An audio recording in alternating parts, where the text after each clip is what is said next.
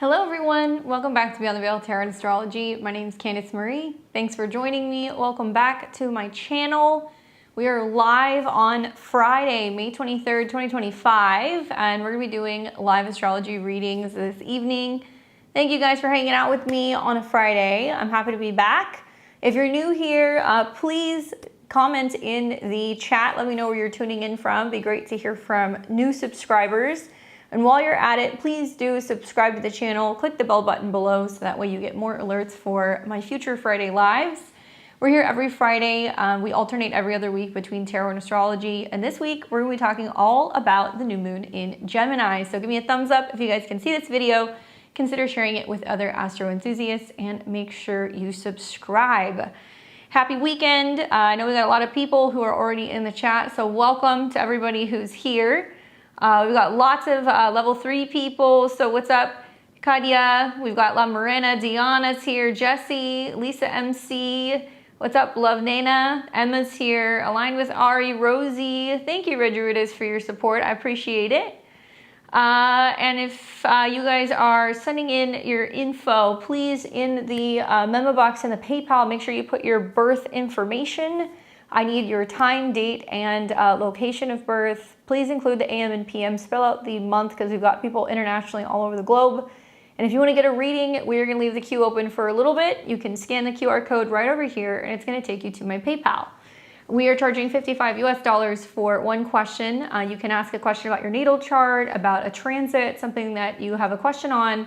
And we're also doing synastry readings for $75. So send your donation with your question and your information so I can cast your chart live on the channel. Just a little bit of news. We are getting ready to put out a video on Sunday for the astro weather. We are going to be talking all about the up and coming Mercury Cazimi. So that'll be live on Sunday morning on the channel. Make sure you guys catch that. There's going to be lots of juicy insights for this really positive transit where we're gonna have the opportunity, I think, to get some good news. The astrology for the next week is awesome. We have a new moon in Gemini also. We're gonna have the Mercury Cazimi. Everything is in the same sign as Jupiter, and we're seeing trines to Pluto. So it's a big communication day. You guys definitely want to check out my new moon in Gemini video, or the June horoscopes are now live. So there's over 3 hours of predictions for all 12 rising signs there. Check it out. And for many of you guys who don't know me, or this is the first time that you're getting to meet me, it's nice to meet you. My name's Candice. I'm a Western astrologer and a tarot reader.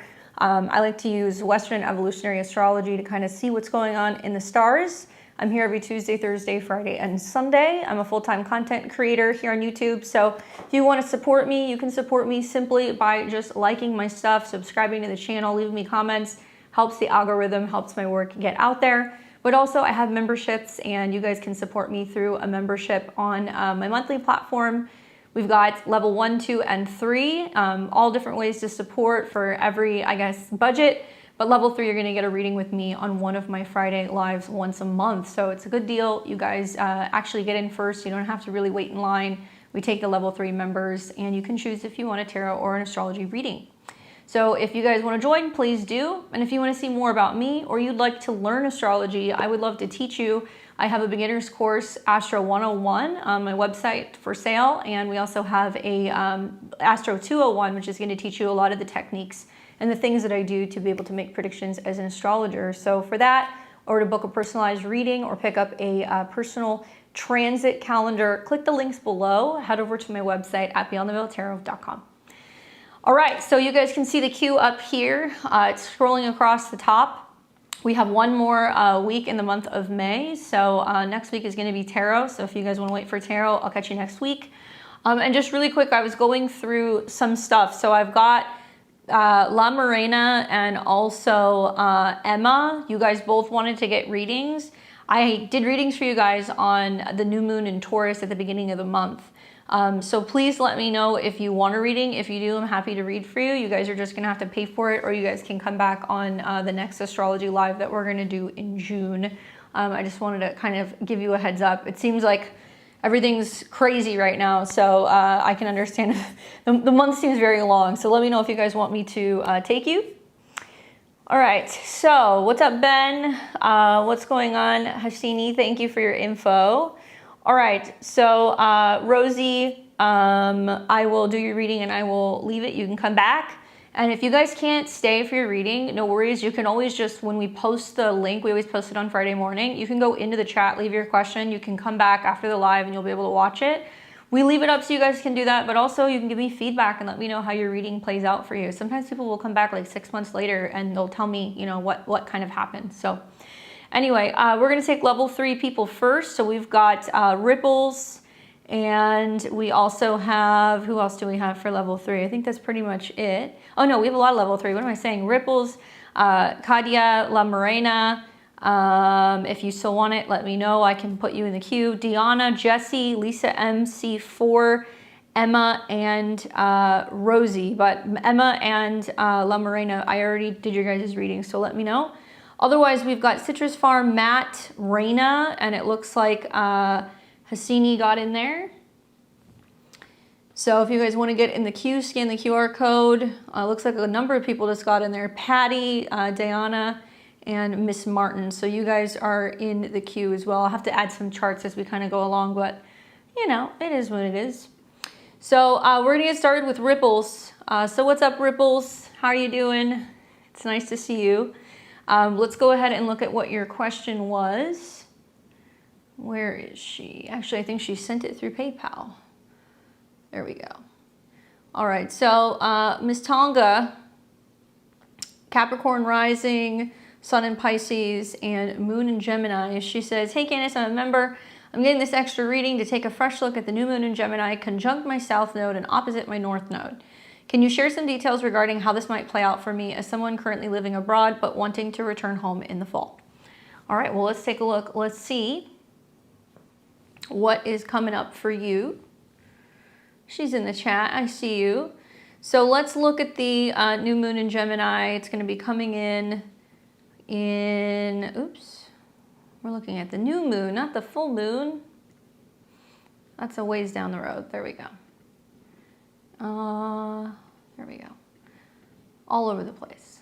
Okay, so we're going to have the new moon that's going to be at 6 degrees of Gemini. So you know that even though I use whole sign in my predictions for the kind of general 12 signs, this is Placidus. When I work with clients one-on-one, I use Placidus. So yes, you're going to hear for Capricorn rising, oh, it's in your 6th house, but for you, it's not.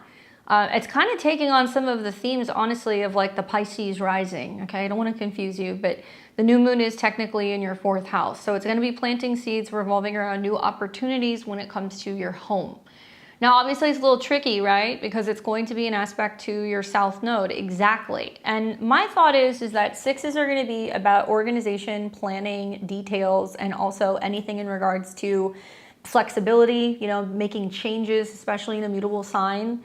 And it's on your south node. So there's a lot of, in order to get a new home or a new place, there was a lot of needing to be flexible with travel, communications, planning, or maybe kind of going back and forth between 2 places over the next 6 months. The south node deals with the past, where we've been. So it sounds like you're planning on returning home. That's good. 4th house is home. Obviously, the south node is the past, somewhere you've lived before. And then it is in opposition to the north node. So for this, I would look at, well, where is the ruler of the new moon, right? The ruler is Mercury. It's going to be technically combust. So it means that I think Mercury behind the sun is like, well, I'm spending some time, you know, being in another place, or I'm in a foreign land. It's, you know, 12th house to the sun and the moon. And also the south node is going to represent going back. So that in a trine to Pluto on your ascendant means that you're planning, you're strategizing, you're reworking and rethinking some of the change that's going to be coming through your home base. And in 6 months' time, that's when we're going to have a full moon. So with you planning to kind of return sometime at the end of 2025 makes perfect sense to me. I also like that this is making a sextile to Saturn, which is your chart ruler. So it means that a lot of it is going to be based off of how much money you're making, what you're stocking away, what you're producing, you know, what you're getting done. And also it might mean that you might be saving money working in another place or in a foreign land while you're in the process of planning on coming back home. So it might be about being more conservative with your spending, your expenses. Maybe it's going to be more affordable for you where you're going to be living in the meantime. Not really all that bad. Now, when we look at the north node, The North Node obviously is ruled by Jupiter, and Jupiter is in the same sign, okay, as the new moon. Not really making any aspects. It's not close enough to be a conjunction, but it is starting to come into a trine with your sun. So that can mean that you're looking at new creative ways through your business to kind of figure out how you can be making more money, also how you can maybe be funding travel. And, you know, for a lot of Capricorn risings, even Capricorn suns, you're going to see that there's going to be this theme that's like, am I taking on a second job? Am I working a side hustle? Am I launching a new side business or project? Something that is going to be able to kind of fill in the gaps, because it's going to be in your whole sign 6th house of work. And it's also about planning. And this is going to make trines to your 2nd house Pluto transit, which is about kind of rethinking and kind of powering up your resources. So I'm not worried about the nodes. I think if the plan is for you to kind of return, I think that's going to be a good move. What interests me the most is probably the fact that, you know, Jupiter is hovering still relatively close to your moon. So that's going to represent new business contracts, new clients, people that you're working with, being very busy and having to kind of navigate that schedule. A lot of Capricorn and Capricorn risings are going to go through this. And then I also think about how you're going to see in a matter of days, there's going to be a Cazimi.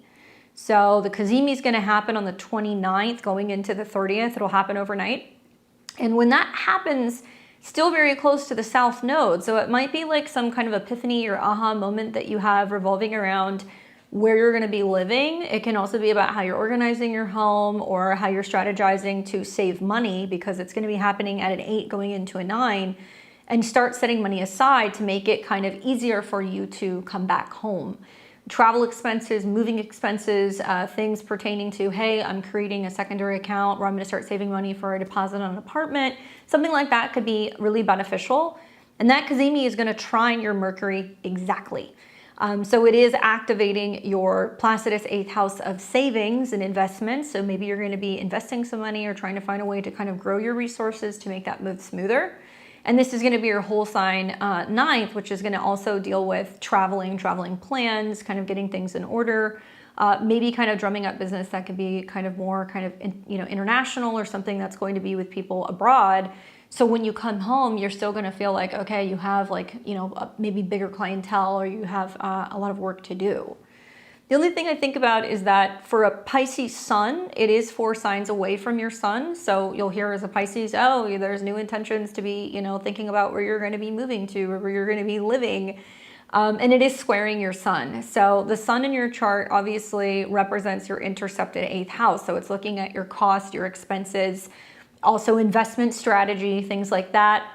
And over this next year, you're going to see that Uranus is going to be entering into Gemini. So it's still in your 4th house. You're going to still see maybe over the next couple of years some changes kind of going on with your home and your living situation, or you're a little bit more kind of nomadic, but it is going to start squaring your sun. So it says that in order for you to feel like you can maybe travel or move more freely, you're having to kind of get out of the box and start thinking about new business opportunities or new ways of being able to split your time maybe between 2 places. I think a lot of Pisces are going to do that.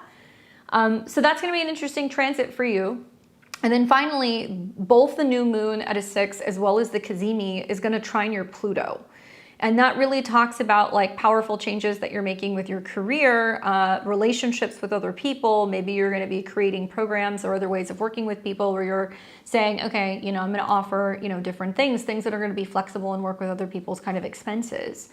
So it might be things like, hey, you can pay me for a one-off session, or if you want to pay for 3 or 6 or, 3 months, 6 months in advance, this is what I'm willing to kind of offer you. So you might be kind of exploring like payment plans, or people who can kind of pay you monthly or buy a subscription to continue to kind of keep working with you, right? So that's what's being seeded basically. And then when we look at the new moon, because new moons become full moons in 6 months' time, I was kind of getting ahead of myself earlier when I was looking at that. We will have the full moon that's going to be coming in around December 4th, 2025.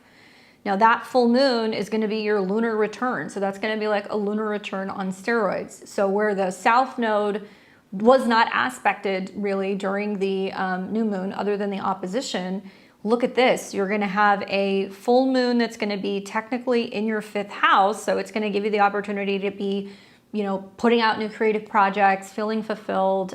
Maybe you're going to be really busy. I would definitely go and look at your lunar return. Whether you come back and do that closer to the end of the year, or if you have software, go and look at your lunar return. We don't know where you're going to be, but that'll be a pretty impactful lunar return to have a full moon that's right on your natal moon. And Gemini likes to move house when it's there. And then you have Venus on the North Node. So it's bringing you more Venusian things. Venus rules your home. So it's going to bring you more comfortable living arrangements. You're going to have more community. There's going to be opportunities to entertain. Maybe you're going to be reconnecting with friends, celebrating, going to parties. And obviously, I think that part of this might mean that you're kind of creating networks, maybe in two separate places. So if you decide that you want to go back and you want to do work there, you could.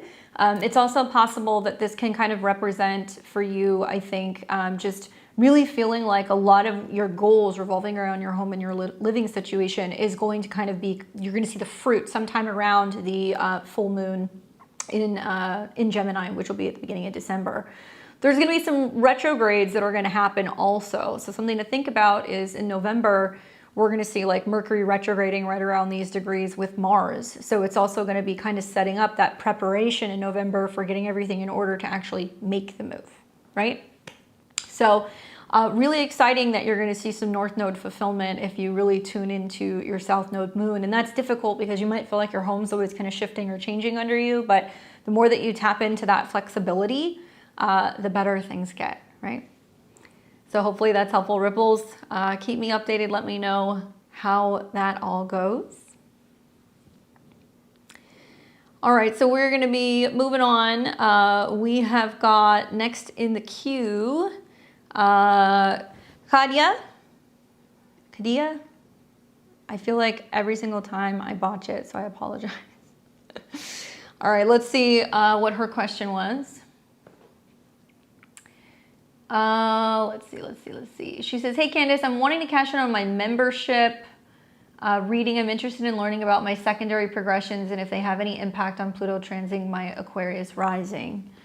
All right, so I've got you here April 9th, 1990, Aquarius rising, your natal sun is in Aries and your natal moon is in Libra. So she wants to know about her secondary progressions. So let's pop and take a look at that. I'm looking at it from your birthplace, so I don't know if you're here, but that's where I'm going to be looking at it through. So you've got a progressed Pisces rising, progressed moon in Capricorn, progressed sun in Taurus, and you want to know if there's any connection or correlation to the Pluto transit. Well, natally, let's just pull up your natal. There we go. Natally, you know that Pluto is transiting your ascendant. It's not exact yet. It's going to be exact next year. But when we look at your progressions, you're actually a Pisces rising. So first things first is you don't currently have Pluto on an angular house. So there's nothing that's going to be quite as intense, transformative, kind of like this rebirth kind of experience that you're having with Pluto on your ascendant in your progression. However, look at how much first house stuff is going on, right? So you've got the North Node conjunct your ascendant currently. It's going to be there for about the next month or two, obviously with eclipses that have happened recently, retrogrades that have happened recently, and I believe there was an eclipse that was right along your ascendant. Let's look. I'm trying to remember where that eclipse was. That's definitely bringing the attention to your ascendant sign. Where was it? Oh, it was in opposition to your ascendant. It was on your descendant. So the retrogrades were here. So it is bringing attention to your body, changes with your appearance, your health, anything in regards to your identity. So that still ties into some of the first house themes, especially with the retrogrades. And then down the road, you are also going to have an eclipse that's going to be a part of the ascendant, but it's going to be in the 12th house. So specifically, not really. I mean, your North Node, your progressed North Node is in Aquarius in the 11th house. So Pluto is getting close to that over the next several years. And the North Node obviously is going to represent kind of like purpose, but this is your progressed North Node. So it's talking about, networking with people, making friends, any connections obviously to the collective, a focus on your goals. And Pluto by transit in your progressions is starting to come into a square with Mercury. Okay, so Mercury, your progressed Mercury is retrograde in the second house of money and income, and it's at an 8. So you don't see the square happening until like the next 2 years, especially because Mercury is retrograding, so it's going to come into that square. This is like money stuff and your goals revolving around your finances and what you're hoping to like possess, or what financial goals you're hoping to achieve, or what you want to be able to own or spend. That's going to come into I think an area of focus, especially like the last several years. Mercury has been squaring the north and south node, where there's been a lot of focus on your values. And you also have, let's see, down the road, you're going to have your progressed moon move into Aquarius. Okay, so if you stay with me, your progressed, your natal ascendant is 4 degrees of Aquarius. So something that I'm thinking about is like the fall of 2026, when Pluto is conjunct your ascendant. It's direct, and it's going to come back over your ascendant at a 4.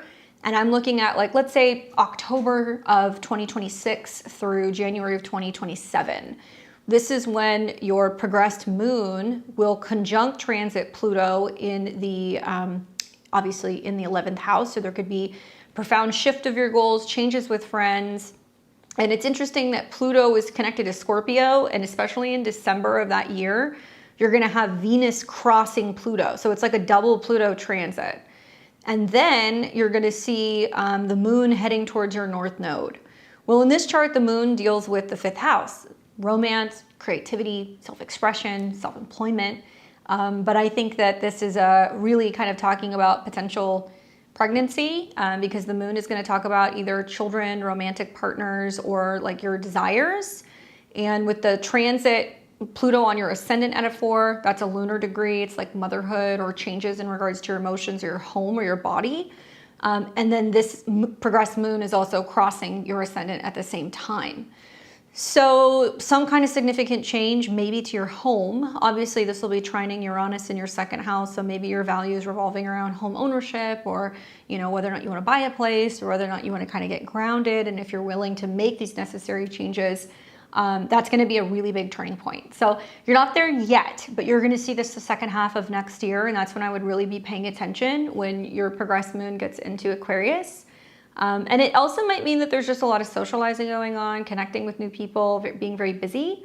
And that's going to be starting summer of 2026, like in August. So you'll notice with the moon crossing your ascendant, much more feminine. Even though it's in Aquarius, you'll be more feminine, more emotional. Perhaps maybe the Pluto transit is kind of waking you up to like your own intuition, and how you process and sense things. And that's also shown through some of the transits that are going on currently with the North Node, Saturn, and Neptune on your ascendant, where you're maybe a little bit, your spidey senses are kind of kicking up a little bit, or maybe you're just noticing that you're a little bit more empathic.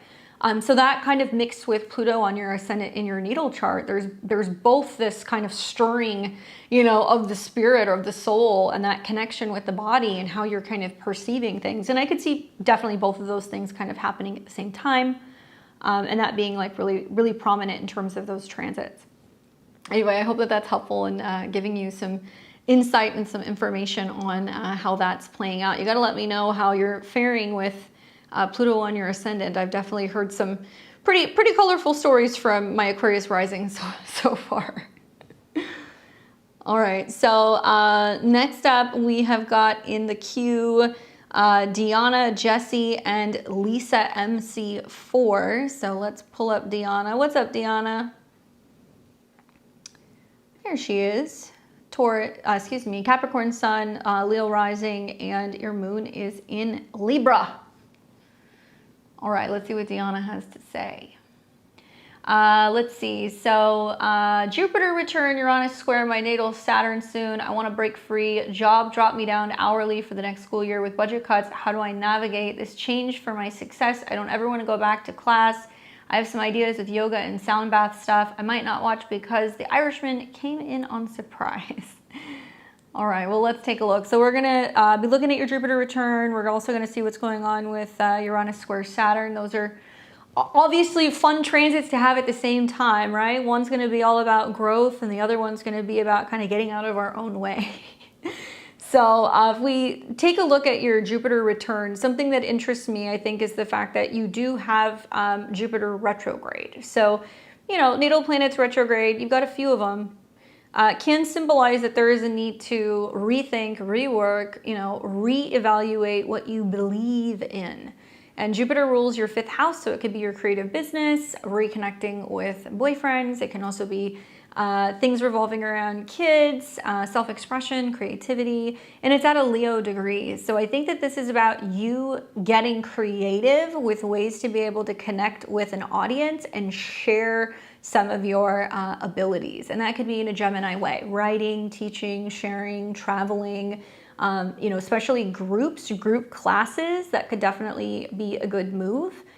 And when we look at how Jupiter is kind of aspected in the sky, it's interesting. It's been in a square to the north and the south node. So it's reinforcing, hi, you must do this Jupiter stuff if you want to get out of some of the kind of financial changes or like the money issues. And if you want to get more into the north node in the 8th house where you're receiving support. Now the 8th house could be like investing in a business. It could also mean that people are going to be more generous. It could mean that you're tapping into, the necessary funds to be able to kind of put this out into the world.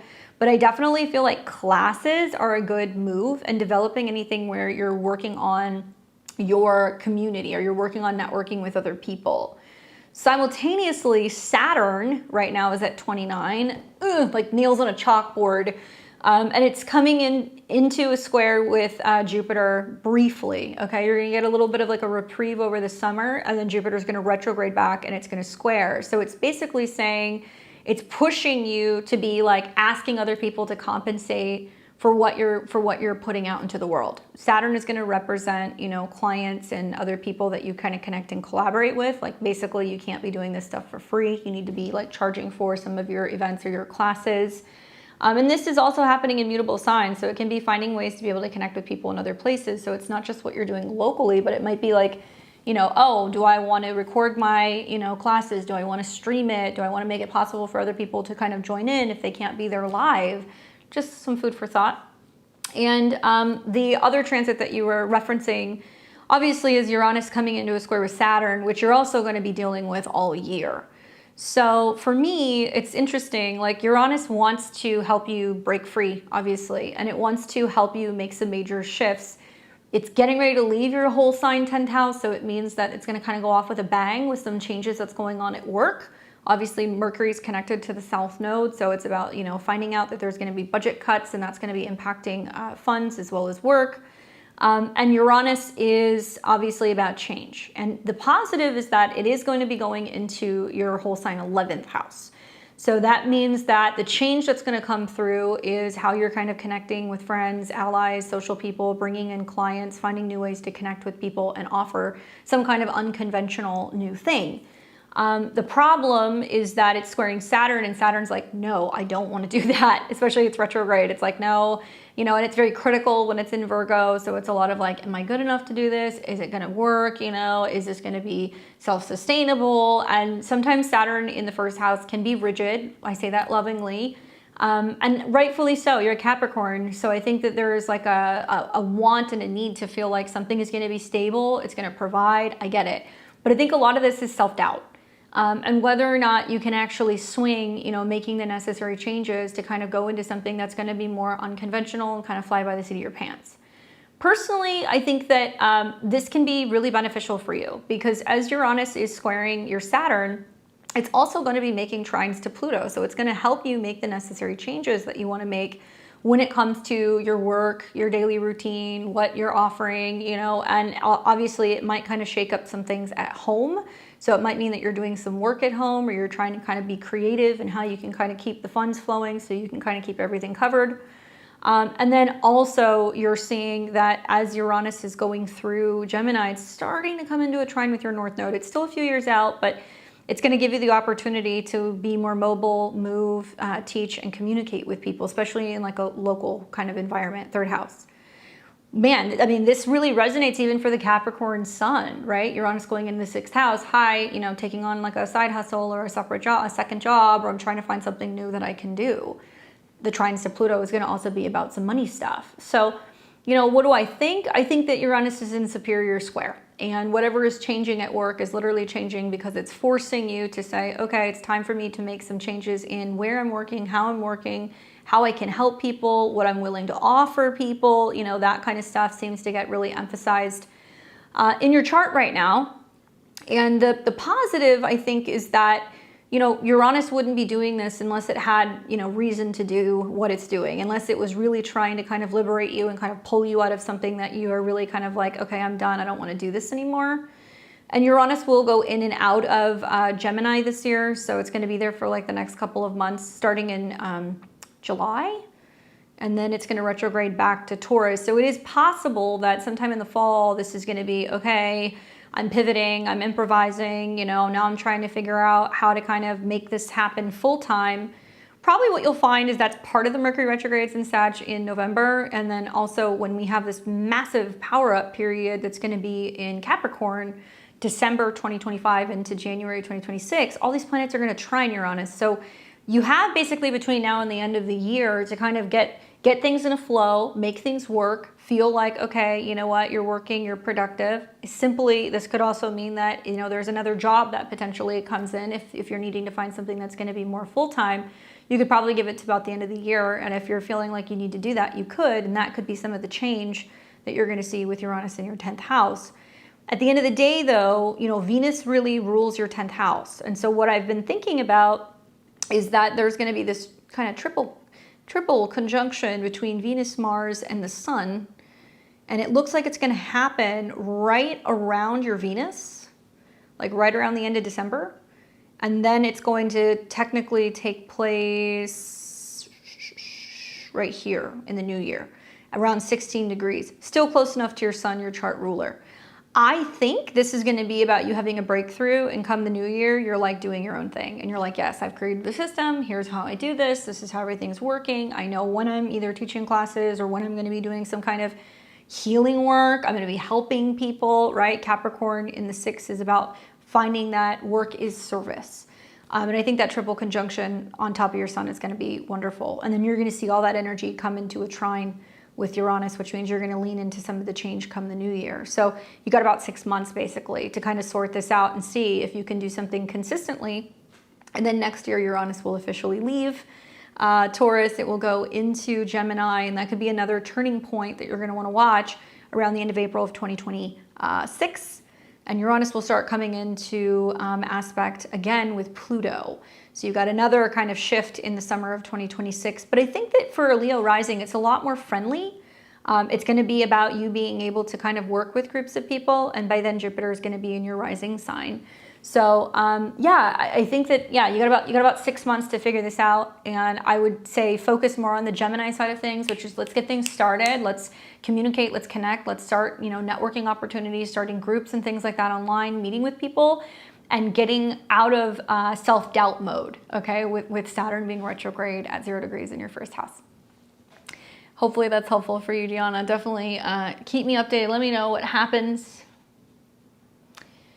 All right, so we're moving to, who do we have next here? We have Jessie, and then Lisa, and then Rosie. What's up, Jessie? All right, Jessie's a Cancer rising. Her Sun is in Capricorn. Her Moon is in Scorpio.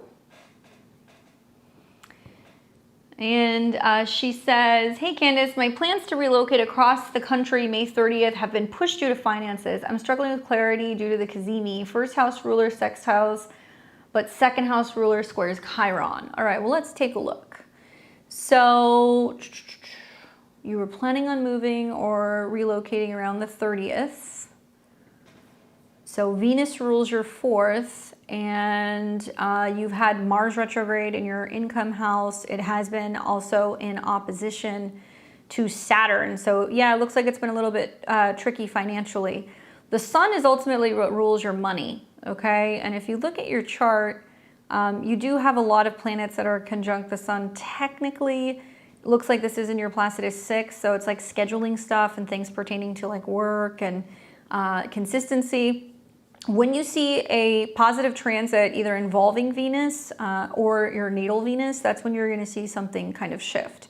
And it looks like between the Mars retrograde and the inconjuncts or the oppositions it's been making to all your Capricorn stuff, has been a lot of back and forth with other people, or kind of feeling like you've had to put some things on hold. So, oops, hold on a second, wrong birth time. 7:23, thank you. I don't know how I got the wrong time. But it is January 7th, right? 7:23 p.m. in Houston.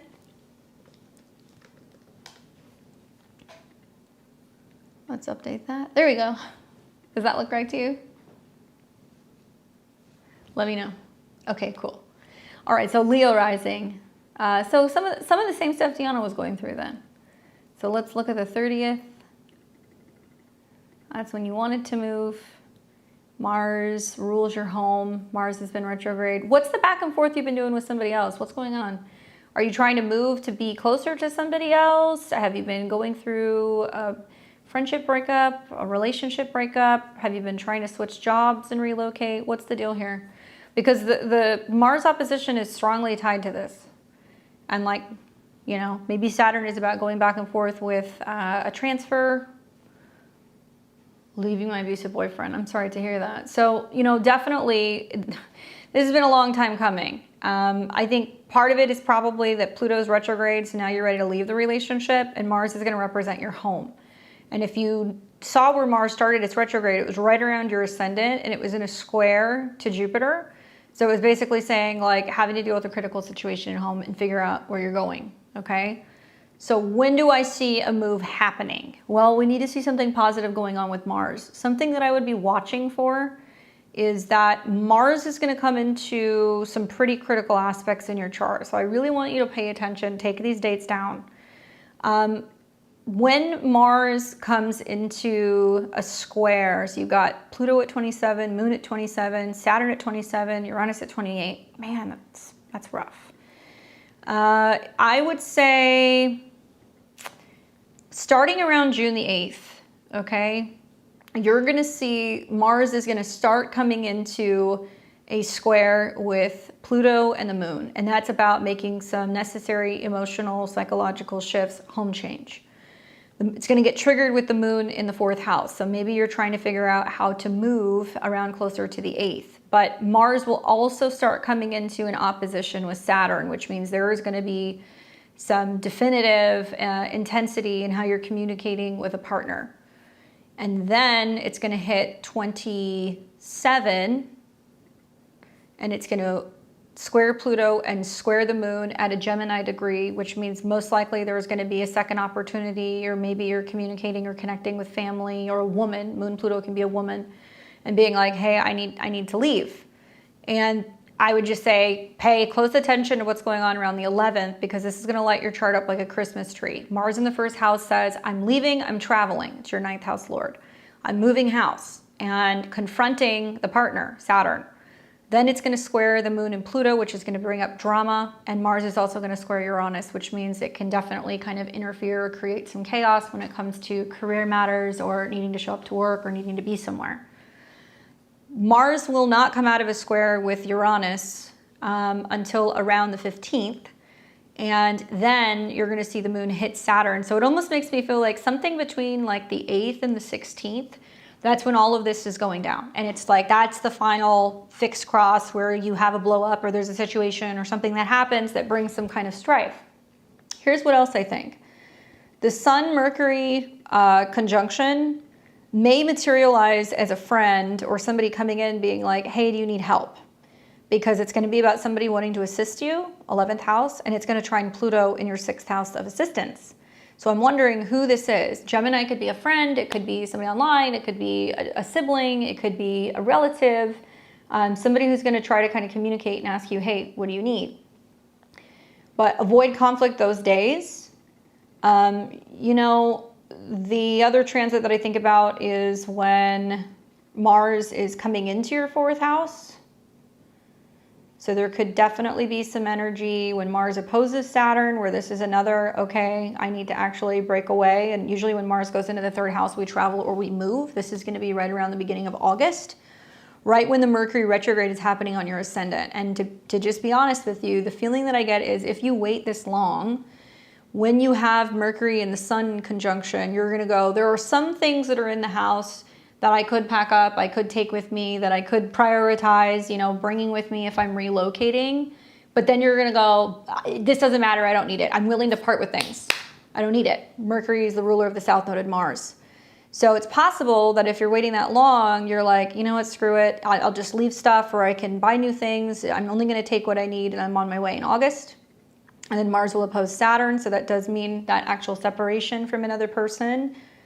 And then another transit is going to be when Mars goes into your 4th house and it starts to come into a square with Pluto. That's also not friendly in the 3rd week of September because it's squaring off with Pluto in the 7th. However, you have more strength with Mars in its home sign.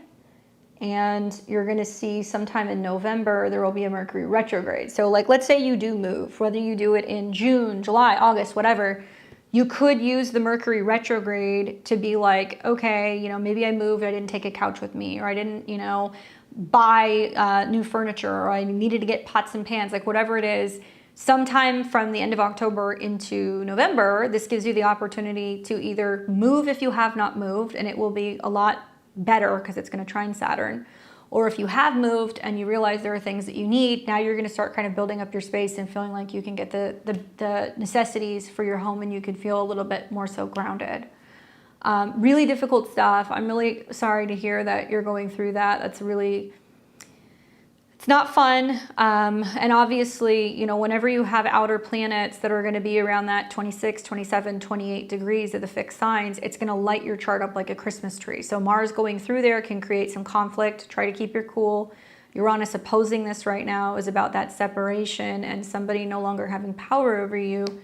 And it's a direct connection of your natal moon Pluto, which is like somebody who's really emotionally like a survivor, right? Like somebody who's overcome lots of like emotional and like psychological trauma, and that you've come from either a home or a background where there's been some issues and you're always trying to find a safe space. And it's being mirrored now through relationships. This is part of your Saturn's return. So now that Uranus is opposing that and it's squaring it, it's basically being like, it's time to, you know, stand up for yourself. It's time to now say, no, I'm not going to continue to do this. It doesn't have power over me. And it may mean that you're making some career moves and some changes, but when you have these grand fixed crosses that happen like this, it moves the wheel of the chart forward. And likely what you'll find is that whether you do it this summer or it's something that's happening come the fall, as we're getting into the end of 2025, you're going to see all these planets that are going to sync up in your 6th house. And then the focus is going to be healing. It's going to be, how can I heal? How am I bouncing back? How am I going through my patterns, my habits, my routines? How am I eating, treating my body? How am I managing my schedule? And like regrounding after going through all of that change with, you know, your home and your relationships. So I'm sorry to hear that. Sending you lots of love and strength.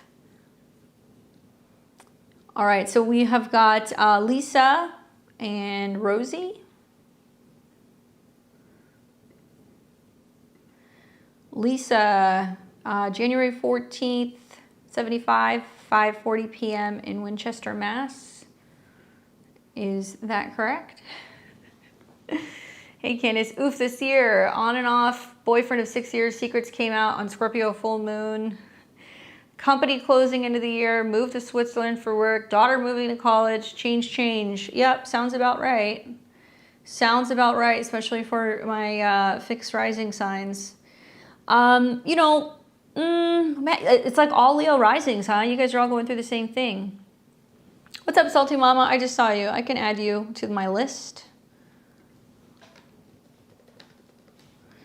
I will add you right now. You'll be after Rosie, okay? So is there anything in particular you want me to look at other than what's kind of happening with some of your transits? Your sun is actually, for the most part, it's not getting hit too hard yet. Maybe it's that you're a Capricorn and that Saturn's getting ready to change signs, although it is going to be pretty positive for your ascendant. The moving away and living in a foreign land thing, that could be Jupiter that's approaching your 12th house, and you've got Saturn in your 12th house, so it can be about working, living, being in a foreign land, and Jupiter might actually really expand that. You might enjoy it. Saturn being in your ninth house is going to be that as well, right? I think the other thing that's kind of like worth mentioning is that, technically Uranus by sign is still in a trine to your sun, so some of these unexpected changes that are kind of happening when it comes to work or responsibility or things like that, that's definitely part of the trine to your sun. And the end of relationships is in my opinion, is the 6th house. So when you're talking about like things kind of getting exposed in relationships and everything kind of coming out, I think you said around the full moon in Scorpio. Well, that was a full moon that was ruled by Pluto. And Pluto is sitting conjunct your descendant, so it's bringing things that are secretive in nature to light. And it featured the Mars-Pluto opposition, which was fading. So it was kind of like the finale that's like, oh, okay, like this is stuff that's coming up in relationships, and now this is how it's impacting me emotionally or in regards to my home or my living situation. Probably with Pluto square Uranus too, it's like through some of the stuff that's emerging in relationships that you're conscious of or unconscious of, how it's bringing up for you emotionally a lot of like, well, I do not need instability in my private life. I don't want it in my home. I don't want this kind of creating chaos where, there's lots of people coming in or out of my space. He's also a late Leo rising and he moved. Okay, so did he move out? Yeah, I mean, you have a lot of planets in your 7th house, which is going to have a more Libra quality. And you have, Venus conjunct your moon, Venus conjunct Mercury. So there is going to be a lot of like, what do other people want? What do other people need? If this is how the Pluto 7th house transit is starting for you, I would say I would be taking notes because it has not even gotten into your 7th house by Placidus terms yet, and it still has to hit Mercury, which is going to be big communication stuff in relationships over the next couple of years, and then it's going to hit your Venus. But not all Pluto-Venus transits are the same. Not all, Pluto 7th house transits are the same. I've seen some people go through it when they're starting it and it's the end of a relationship, but then, on the other side of a year or so, you end up meeting somebody who's super passionate about you. It's about a relationship, it totally transforms the way that you look at partners. So I don't think it's going to spell out like bad things necessarily, especially when I think about what's going to be happening over the next year with like Uranus going into Gemini, trining Pluto. So, okay, the relationship has ended. What does that give you room to do? Socialize, go out, meet people, have a good time, keep an open mind, make friends. Friends may become lovers. Friends may become partners. It might also mean that you're going and participating in, social opportunities and connections, and then boom, like somebody who you thought was a friend ends up being like an amazing partner, So there's going to be some support. And also Saturn is the traditional ruler of your 7th house. So you're going to see Pluto sextiling Saturn, and girl, you're going to have Saturn in your 9th house. Like you're going to be in a foreign land and then you can meet somebody. I mean, career-wise, it's a little tricky right now. Truth be told, with Chiron right on your midheaven at the moment, that means that there's some wounding revolving around like liking your job, feeling confident, taking on leadership roles, being in charge, being seen. And you also have Mars as the ruler of your career house, and Saturn has been squaring your Mars, which means there's been lots of added responsibility. Saturn going into the 10th, I guess technically it's in the 9th, but lots of responsibility when it comes to traveling, education, and children, or taking care of boyfriends that feel like they're acting like children.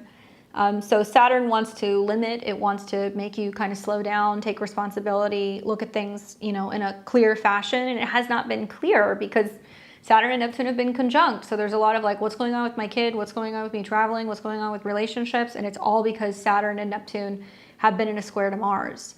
So probably what you'll see is down the road in the fall, when Saturn and Neptune come back into Pisces, you are going to find that's going to be another time to kind of just really like look at traveling seriously, look at your kids' education seriously, be keeping an eye on what's going on with your love life, because these two planets are going to start to square this again. And that's going to be happening like October, and then it's going to start to fade by the new year. Then, then you're kind of moving into 2026 where Saturn and Neptune are going to start trining your ascendant. You're going to feel more confident. I think you're going to be a lot more comfortable in your own skin. I think your relationship to yourself is going to be better. I think you're going to do some traveling on your own. You might do some training, continuing education, things like that. So if you have the opportunity to travel for work, go to like seminars or training events, I would go. And then you won't see Saturn coming into your 10th house until probably closer to 2027. But next year, Jupiter will start trining your Mars. And so you will feel that through traveling, expanding, being a little bit more optimistic, connecting with people. Dating and career, I think, is going to go better. And she says, I want to start my own business, but I fear it. Yeah, I mean, I would, if you're going to start your own business, do it under better Mars transits. You don't want to do it while Saturn and Neptune are in a square to your Mars. If this were me, I would say a time to start thinking about your own business is when you're having the Mercury retrograde that's going to be going on in Sagittarius, and that's going to be in November. Okay, so Mercury is going to be ideas, the mind, what do I want to do? What can I create? What do I have to offer? What would I charge?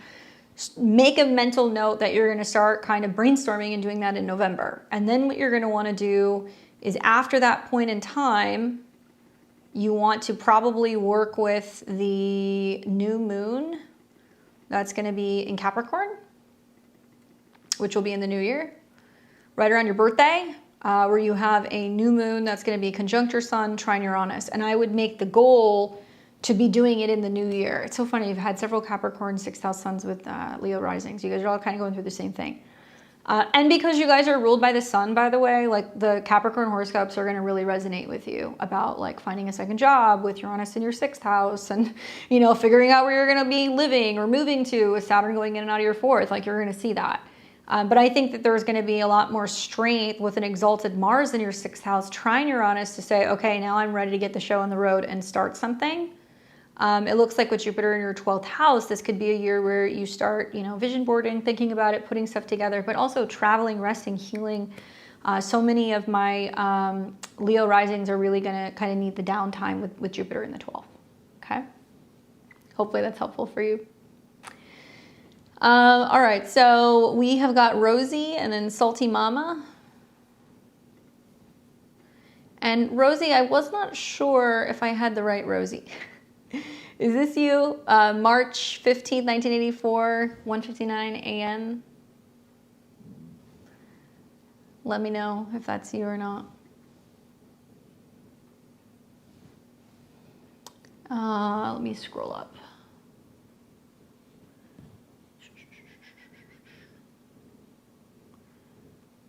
Let's see.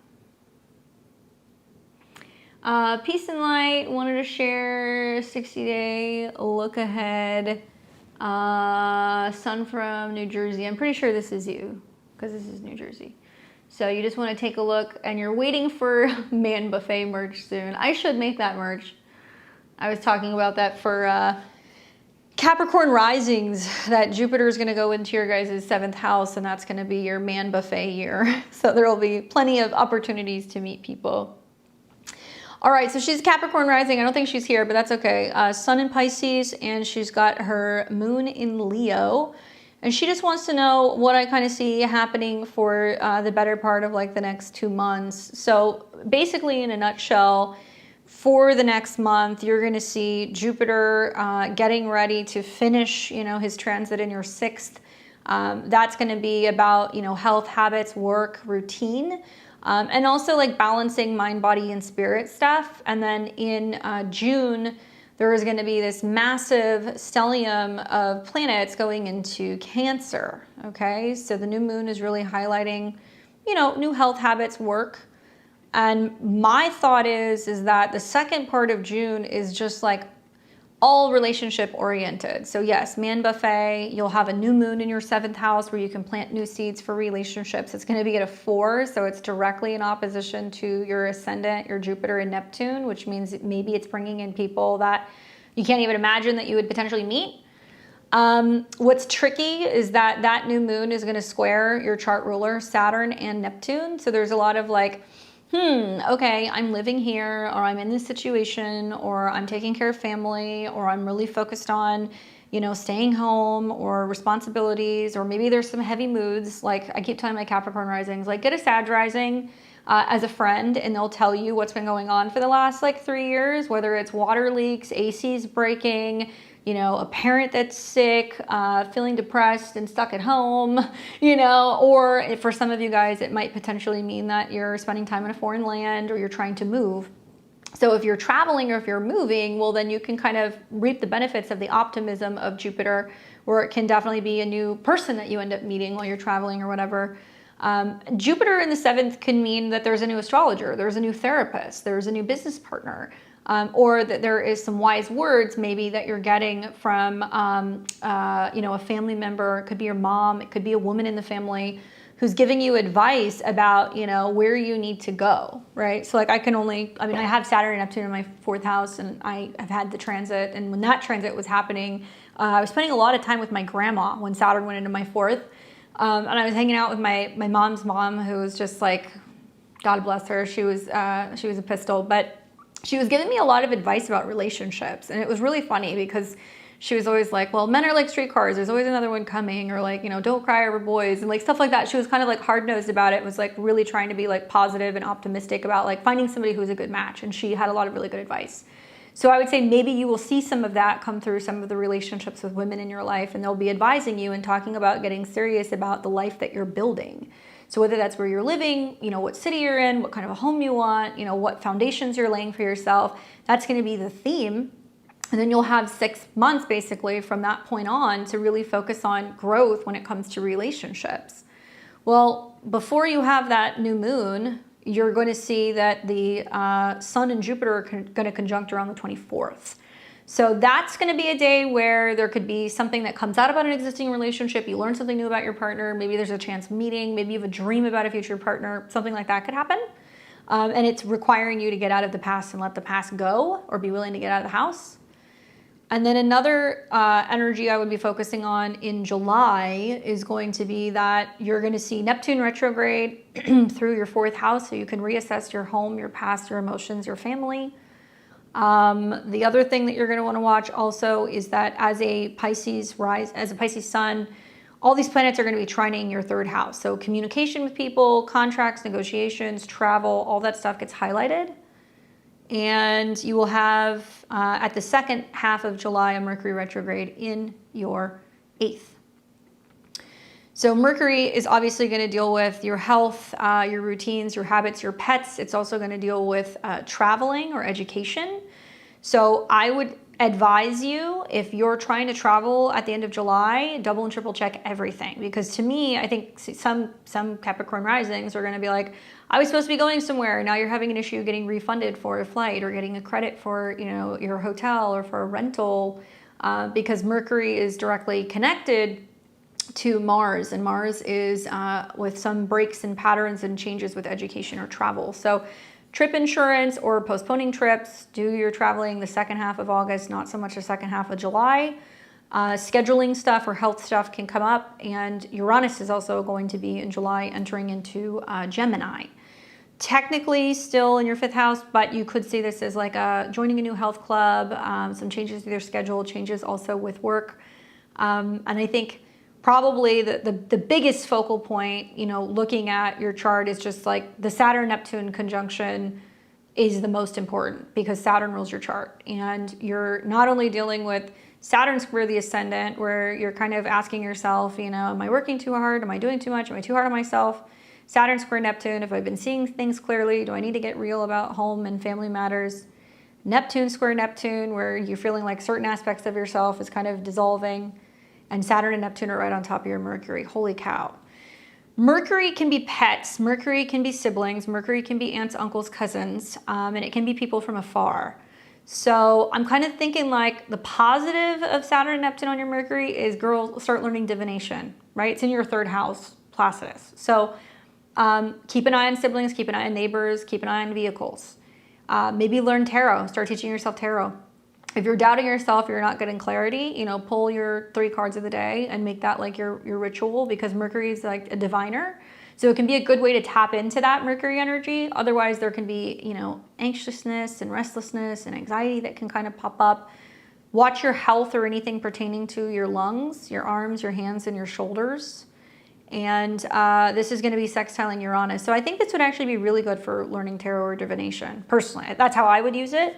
Otherwise, you're going to feel like it's kind of hard to figure out what you want and how to communicate and express yourself. And things can definitely get a little, they can get a little hazy. Anyway, I hope that that's helpful and kind of helping you navigate some of the stuff that's coming up in June and July. Oh, Sharon got her promotion. Ugly tears. Ugly tears are good. We all need ugly tears every now and then. Readings are now closed, so if you guys did not get in, I hope to see you soon. We're going to take Salty Mama, and then we're going to move on to everybody else that we have in the queue. Thank you guys for your patience. I appreciate it.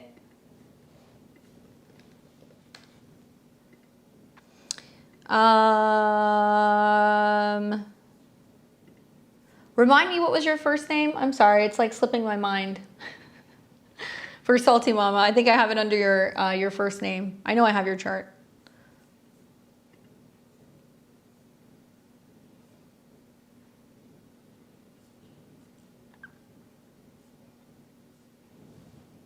Thank you, Marcia. Marcia. I was right on the tip of my tongue, but I couldn't remember.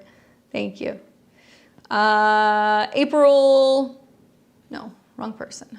Marcia. There we go. Marcia E. All right, so Aquarius rising, Sun in Sag, Moon in Virgo. I'm kind of a mess lately emotionally, and I just need something positive to focus on. Well, let's talk about that. Aquarius rising, Pluto retrograde, still in your 12th. I think some of this might actually be the some of the squares. So we're gonna focus on the positive, okay? So for Marcia, you know, obviously you're ruled by Saturn as well as Uranus.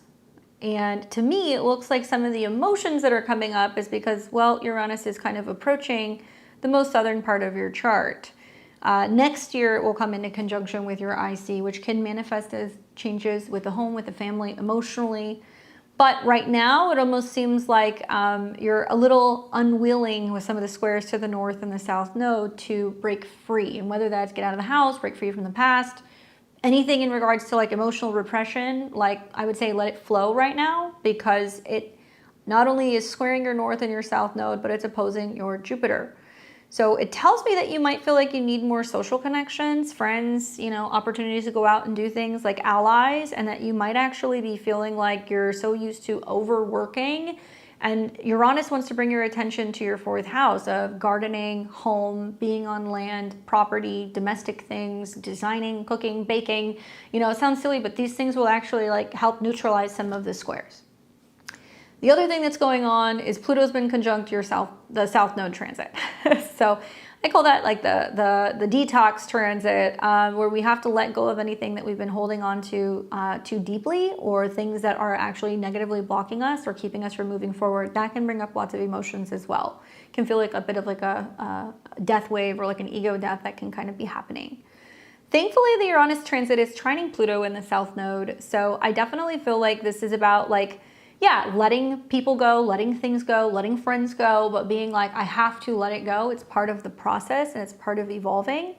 And that's sextiling the North Node in your 1st house where Saturn still is. So maybe this is like the last final blues of having Saturn, you know, in your 1st house, and it's getting ready to go into the 2nd, where for the next couple of months, let's say over the summer, you're kind of focusing on what can I build, right? The 2nd house. So you're going to be focusing on building up your self-esteem. You're going to be focusing on what you can be creating. This is also going to be on finances and resources. I think like I like this transit. You'll hear for Aquarius rising, like you're supposed to be writing or you're supposed to be blogging or podcasting, but it's in your 2nd house. So I would be like, ooh, what would be a good use of this? Carpentry, you know, maybe working with like clay and glazing and firing things. Aries, like, you know, Neptune is design, Saturn is structure. And working with something like that would be really great, because I think the 2nd house is kind of like this architectural house where you have to be physically building or putting something together. And that's going to help stabilize with some of the sextiles to Pluto, and it can actually give you an outlet for some of this change that you're kind of going through. Yeah, refinishing furniture, wonderful, right? I always think of like Saturn and Neptune in Aries is like very like Jesus, and Jesus was a carpenter. So like anything relating to like furniture, refurnishing old things, painting them, yeah, great. Saturn, Neptune in Aries for sure, but you have to do it yourself. So if that's something that you want to do, you're going to see that the sextile to Pluto is going to help kind of put all of your focus into something you're building or creating, which could bring value, right? And then it's also going to sextile Uranus, which means it's going to help you do something with some of that like nervous energy, or maybe you're going to start, you know, like moving stuff around in the house, or you're going to be bringing in new pieces, or maybe you decide that you want to start using it to stage homes, or you want to do something where you're, you know, kind of innovating spaces. Great, yeah. So you have some support here. Jupiter is finishing up in Gemini, but it's kind of debilitated in that sign. So I think that you're actually going to like Jupiter being in Cancer. So this could be getting busy around the house, you know, feeling like you've got some busy work to do, but it's in your 5th.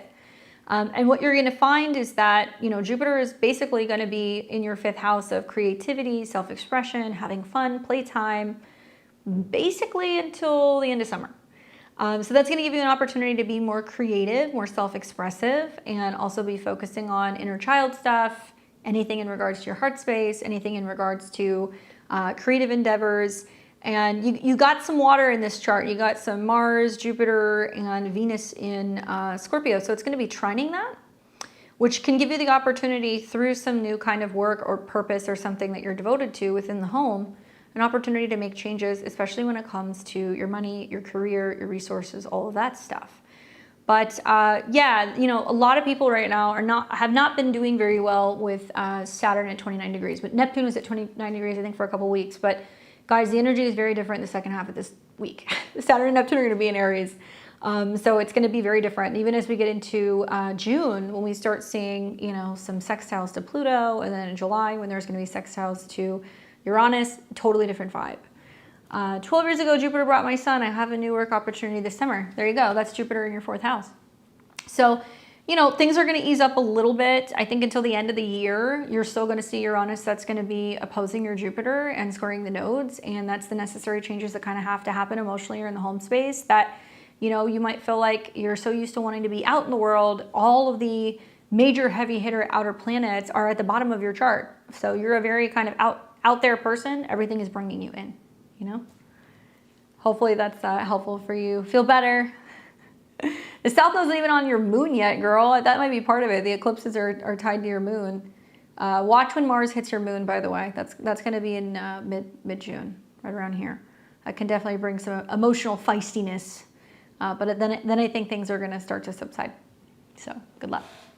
David's in the chat. He says, smash that like button. He is my hype man. All right, so let's see, who else do we have? So that was the list for my level 3 people. So now we're gonna move on. We're gonna update this list that I have for everybody else. So readings are now closed, but if you hear your name, that means I have you. So the Citrus Farm, Matt, we've got Rhea, Hassini, Patty, Deanna, Miss Martin, Heather, and Astrid. I've got all of you guys. If you give me just a second, I will plug in all of the charts so we can make this kind of seamless. So I'm going to add in some of these people who have recently kind of come through. So grab a drink or a snack, and I will update this really quickly. I'm looking for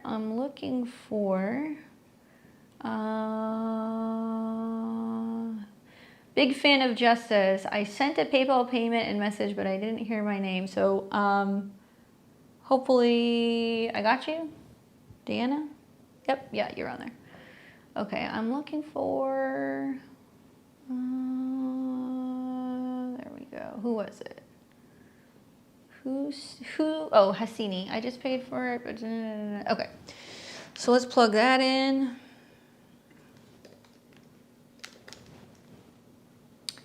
September 23rd, 96. And that was at 12:55 p.m.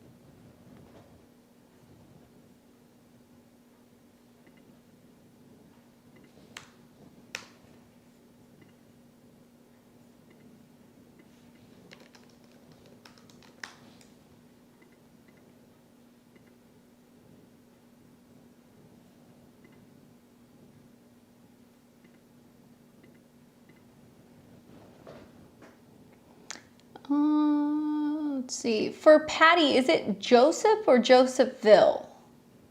Because I'm not seeing a Joseph, but I do see a Josephville. You want to let me know.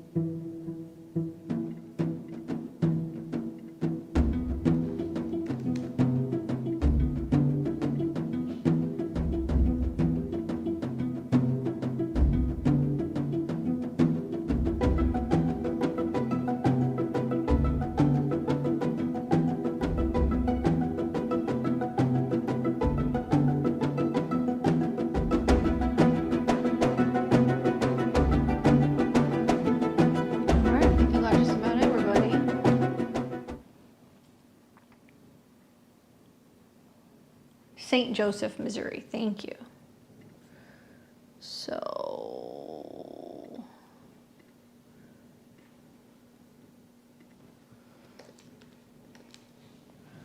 there we go.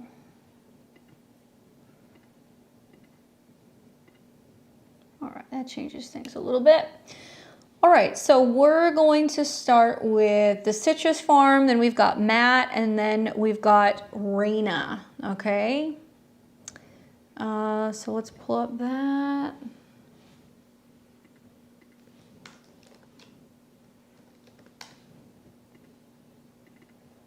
What's up, Citrus Farm? How's it going?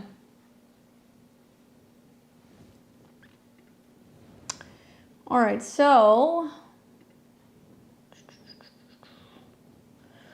All right, Citrus Farm says, for this reading, hey Candace, I'm planning on flying sometime in August, the 20th, 21st, 22nd to the 25th. Is this a good idea? I've been warned to travel with caution, especially because my solar return has Mars-Pluto opposition in the 3rd, 9th. Thank you.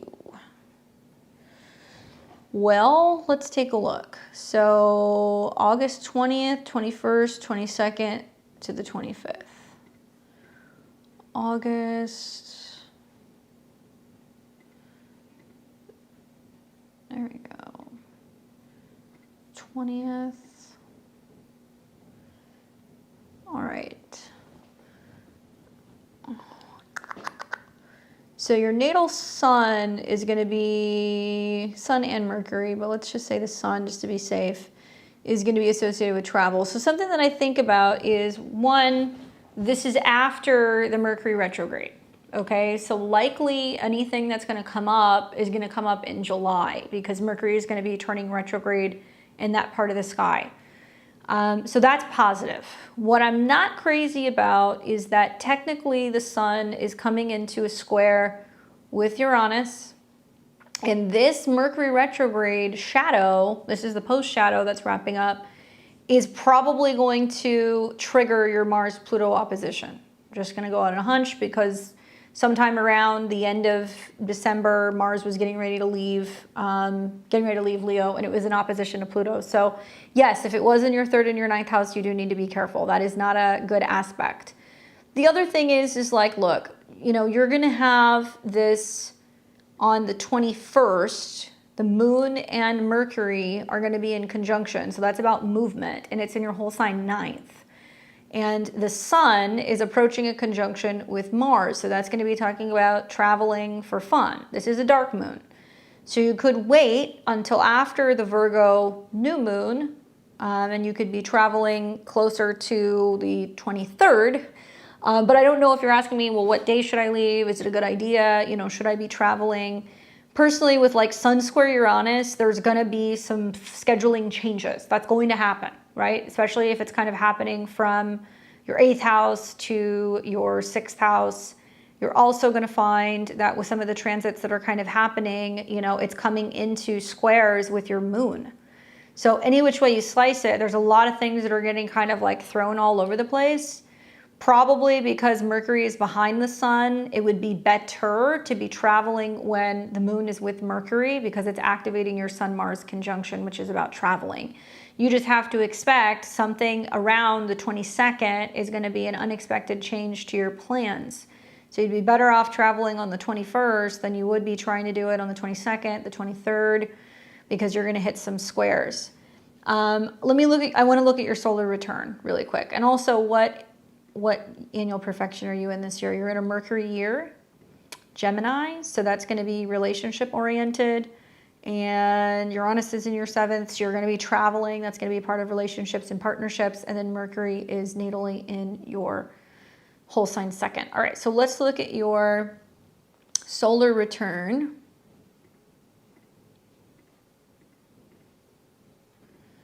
And you've got Mars retrograde in opposition to Pluto. So the ruler of your 9th house of travel, just to play devil's advocate, is Saturn, okay? And you've also got Jupiter square Saturn.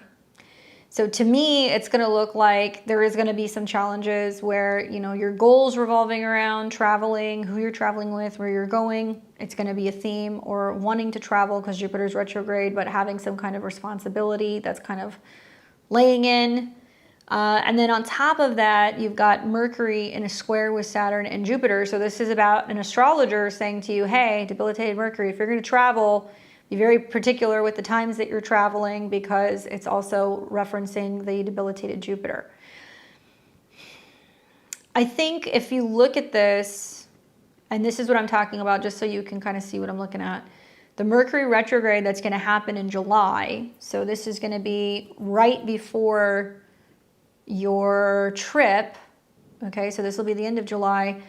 The sun is going to hit Mars, it's going to oppose Pluto, which I can't promise you, you're not going to see some things that are going to happen where maybe there's like some scary stuff going on in the news, where there's issues with air travel. I think we're going to see some of that with Pluto and Aquarius. I think we're going to see some of that with Mercury retrograde in opposition to Pluto. It's possible. And that could be the retrograde where you're like, maybe I'm not traveling. But look at this, Mercury is going to retrograde, and it's going to come into conjunction with your solar return Mars opposing Pluto. That's telling me something is going to happen in early August that's going to spook you. I think that's going to make you go, maybe I should be changing my travel, or my travel days, or blah, blah, blah, blah, blah. Like something like that's going to happen. And then if we look at that from the perspective of how it's impacting your natal chart, well, yeah, it's going from your 8th house into your 7th house, where you're going to be reviewing either what your astrologer told you, or you're coming back to this conversation and you're like, yeah, she said something was going to happen that was going to freak me out. And, you know, do I want to get a credit? Do I want to postpone? What do I want to do? My advice is probably not, for sure, not doing it in July. If you absolutely have to travel in August, I still don't feel comfortable telling you that, because this is going to be in your 8th house, and it's going to be activating, obviously, a malefic. So it can be saying that there can be some issues that can be happening with travel. I can give you times that would be better. I can do that. Maybe getting Mercury into its home sign would be helpful, and we could get Venus going into a trine with, let's see. Well, Venus and Mars are going to come together. Venus is debilitated, but it's going to be conjunct your Mars. And that's going to start trining your sun. See, and I don't know if you have something planned or what the deal is, but I would be opting to do something the second half of September. Even though, yes, I know there's going to be eclipses.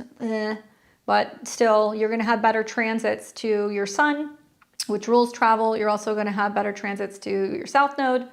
Nothing is quite coming into an opposition, but by then, you know, the sun is getting ready to go through your 10th house, and you're going to be like, I have work to do. So you might be like, it doesn't really work for my schedule.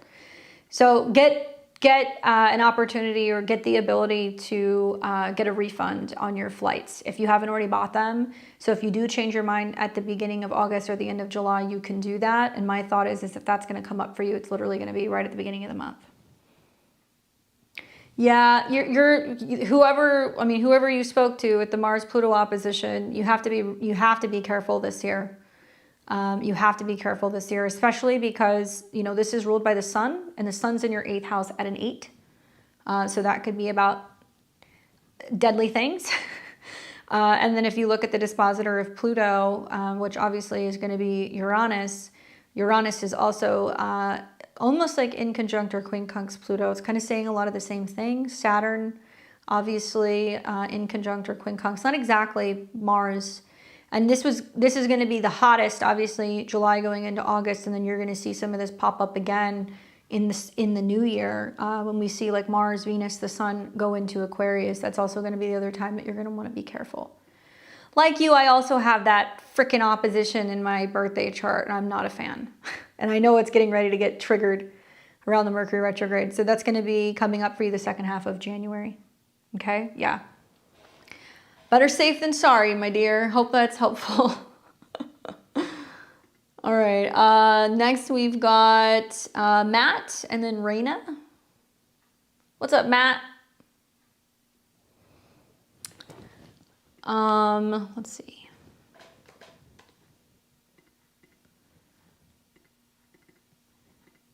All right, let's see what Matt has to say here.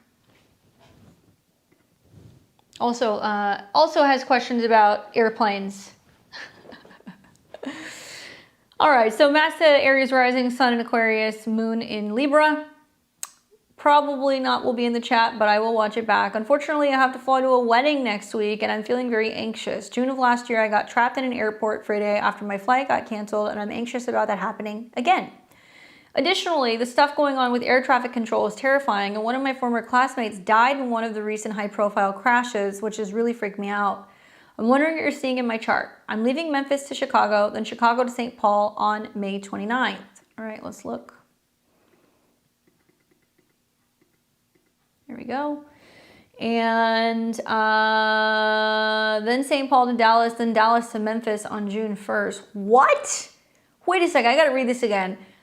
I'm leaving Memphis to Chicago, Chicago to St. Paul on the 29th, and then St. Paul to Dallas, and then Dallas to Memphis. So you're going for one day? Okay, so it's the back and forth. I was like, how many flights are you taking? This is crazy. More nervous about the June 1st due to it being in the afternoon, so a higher chance of delay. Are you seeing anything major like another flight cancellation and me being trapped again? Thanks as always. All right, well, you would think with Venus being in your 9th, you would love to fly, right? Especially Venus conjunct Jupiter.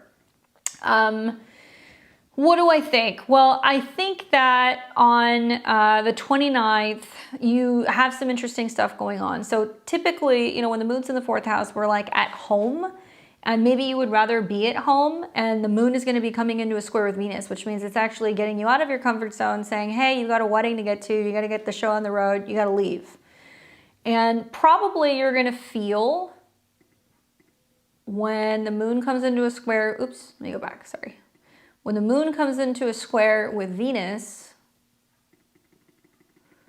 you're like, I would rather be home. All right, but that's not the end of the world. I don't know. This is gonna be in the morning, so I don't know what time you're actually leaving. But traveling for you is Jupiter. All right, so you've got Jupiter that is technically in a trine to your moon, so it's actually good for traveling and getting out of the house and like going to weddings and meeting people and doing that stuff. Simultaneously, your chart ruler Mars is still technically in a trine with Venus, so it's also good for traveling, going out, gathering, socializing, all of that stuff. Probably what I'm assuming is because Aquarius is about air and Pluto can be about security and feelings of like, maybe being trapped or being suffocated. It's bringing up fears of scheduling issues. You also have Uranus, which is about social gatherings, or I guess technically your Placidus 12th house, which is about anxiety, is squaring Mars. So you worry about like security. I need to see some positive stuff happening. I mean, I think Moon square Venus means you don't want to do it, but you're going to do it.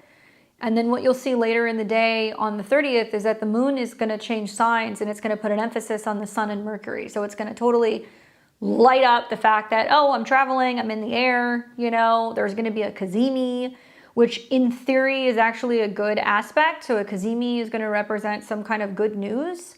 That'll be happening on the 29th going into the 30th. And that's going to like bring up a whole lot of stuff that needs to deal with mobility and communication and traveling and documents. So I think that a lot of Aries risings will be traveling, and it's trining your sun and it's trining Pluto. So not really worried about this. Once that moon gets into Leo, it's starting to sextile. I think it's really, really great aspects for you over the weekend. So it looks like you're going to be coming back on the 1st. Well, I mean, what a day for a wedding. Moon, Mars conjunct, trine Venus. You might meet somebody there. You better go to this damn wedding, Kurt. I'm serious. All right, so let's talk the 1st. So looks like more nervous about the flight being in the afternoon. So let's kind of bump it to the afternoon. So the moon is still going to be in a trine with Venus. You've got also the moon that's still slightly in a trine with your natal Venus. The only issue I see, and this is, I don't know what afternoon is for you, but right around, let's say 4:30 Central on, the moon is going to start coming into a square with Uranus. And that does mean that there can be some changes or things that are going on with scheduling. Do I see you being trapped somewhere? No, I don't see you being trapped anywhere. Mars is still trine Venus. You've also got the moon that once it comes into conjunction with Mars, I feel like that's like you coming home and being like, oh, thank God. And like there could actually be some stuff that would be delayed after you, but I don't think it's going to be you. We would have to see like some mutable squares and things going on. I'm not seeing that. So I don't think that's going to be an issue. I think honestly, this is a great weekend to go out, go to a wedding, go to parties, meet people. You're crazy not to do that with Moon and Mars trine Venus in your first house. You're probably going to like meet somebody on the dance floor and it's going to be great. And I'm not just saying that. This is the time that you want to go out. When the moon comes into opposition with Pluto, this is going to be a time where you're kind of having a little bit of anxiousness or restlessness because you recently had a friend die, obviously in an air incident. That's very Pluto retrograde. So maybe you're noticing that this is kind of coming up for you where you're kind of stressing out on the 30th at night about the incoming flight. But I think you're going to be fine. You know, I would much rather you be traveling in the, late morning or afternoon than in the evening. So be more concerned about the evening when the moon's coming into conjunction with Mars square Uranus. That's when you're going to have some other issues, Anyway, I hope that that's helpful in giving you some insight. Come back, let me know how the wedding goes. That all those fire trines happening in your chart and the sextile to your sun, it wants you to be on the move. Like it's trying to provide opportunities for you to potentially meet somebody. So have fun. What a great date for a wedding. Do they have an astrologer? That would definitely be a time to pick it. Even with Venus debilitated in Aries, that's still great for a party. All right, moving on. We have got Reina. Reina, where is she?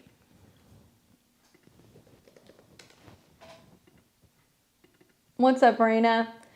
Cancer rising, sun in Virgo, moon in Aries. Oof, you got Saturn and Neptune on your moon. How are you doing? Let's see what she has to say.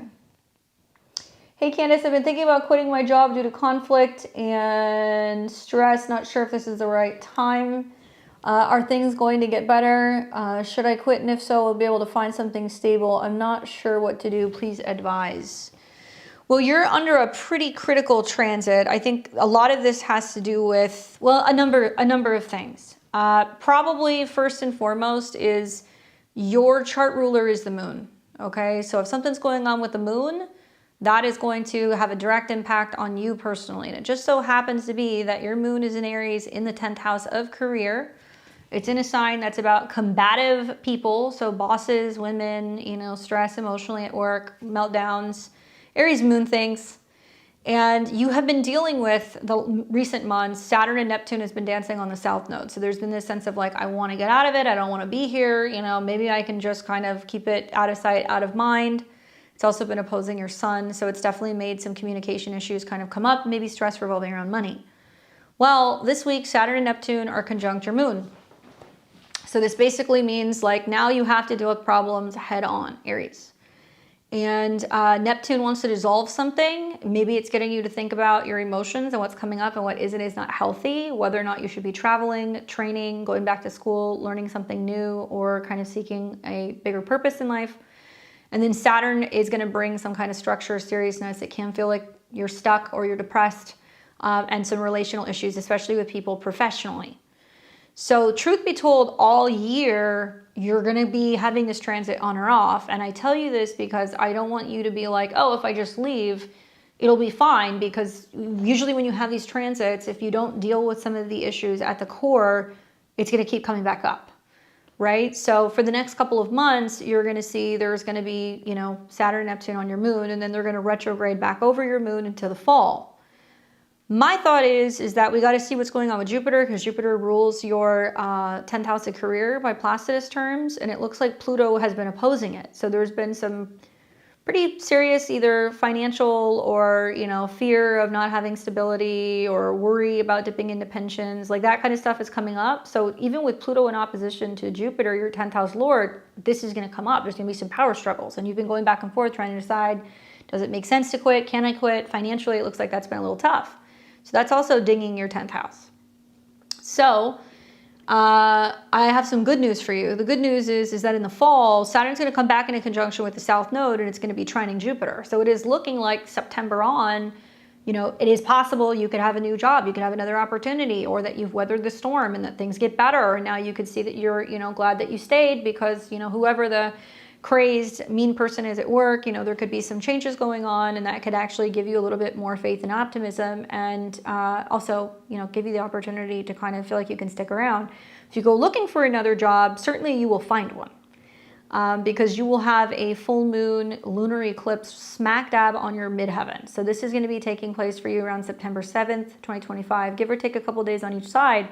Beautiful new moon, full moon. Some Cancer risings will be traveling, but this is going to trine Jupiter, which is about optimism and feeling like, okay, whatever changes you're making are for the better. Maybe you're doing some training, maybe you take a trip and it changes your perspective on things.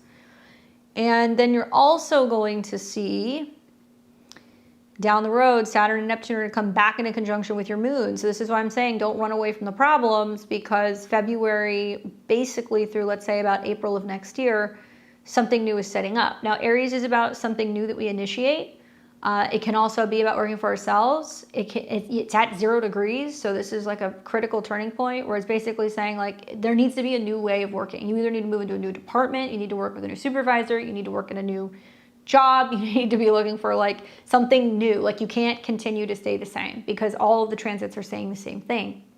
Good news is that while Saturn and Neptune on your moon is not fun, it is trining your Jupiter in your second house of income. So it is giving you the opportunity to explore, okay, can I be traveling for work? Is it possible to do some continuing education? Should I be investing in education? Could that bring me more of an opportunity to make more money in the long run? Looks like you'll be kind of exploring some of this, especially in July. And my thought is that quitting right now, I don't know if it's a good idea. I know that you're going to have, a Mercury retrograde in your second house, which could be a little bit more critical for money at the end of July. Even though it will trine your Saturn and your Neptune. So if you feel like you have a safety net and you could get through, the end of summer, you could take that chance. But I think you're smarter waiting until the retrograde comes in July and trying to stick it out, or trying to see if there's a way to kind of, move departments or make some changes, in terms of your career path.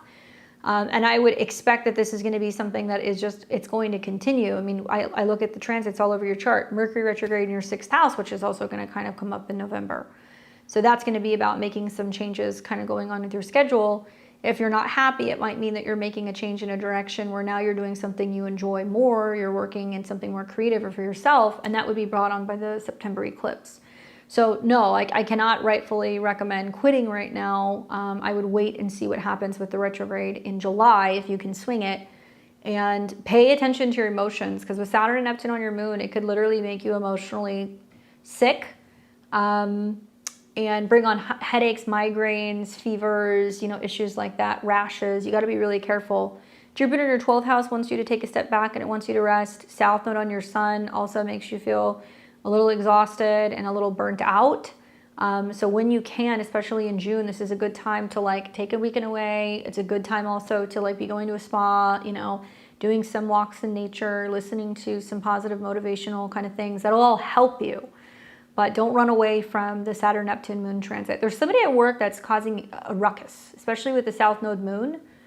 And you have that natally. And I have a lot of clients with South Node moon. You know, emotionally, things can be very overwhelming for you guys. You guys have like moods, right? It's just part of the South Node moon of the fluctuation and the change going on in your case in your career.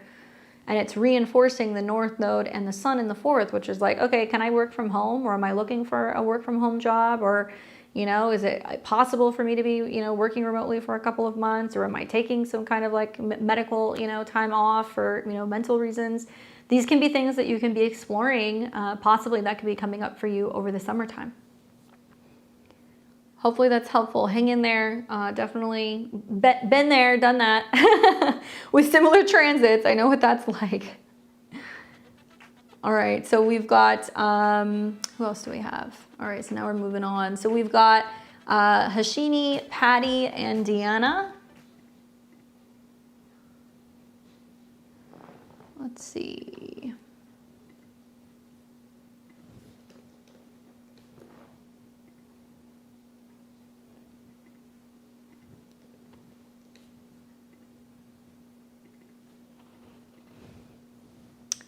All right, so for Hashini, am I saying your name correctly?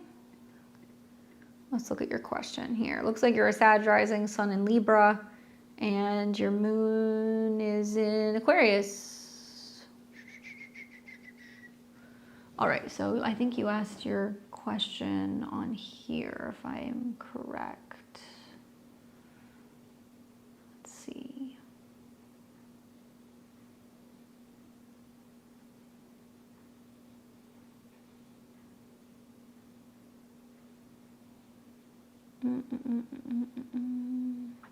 Where was that?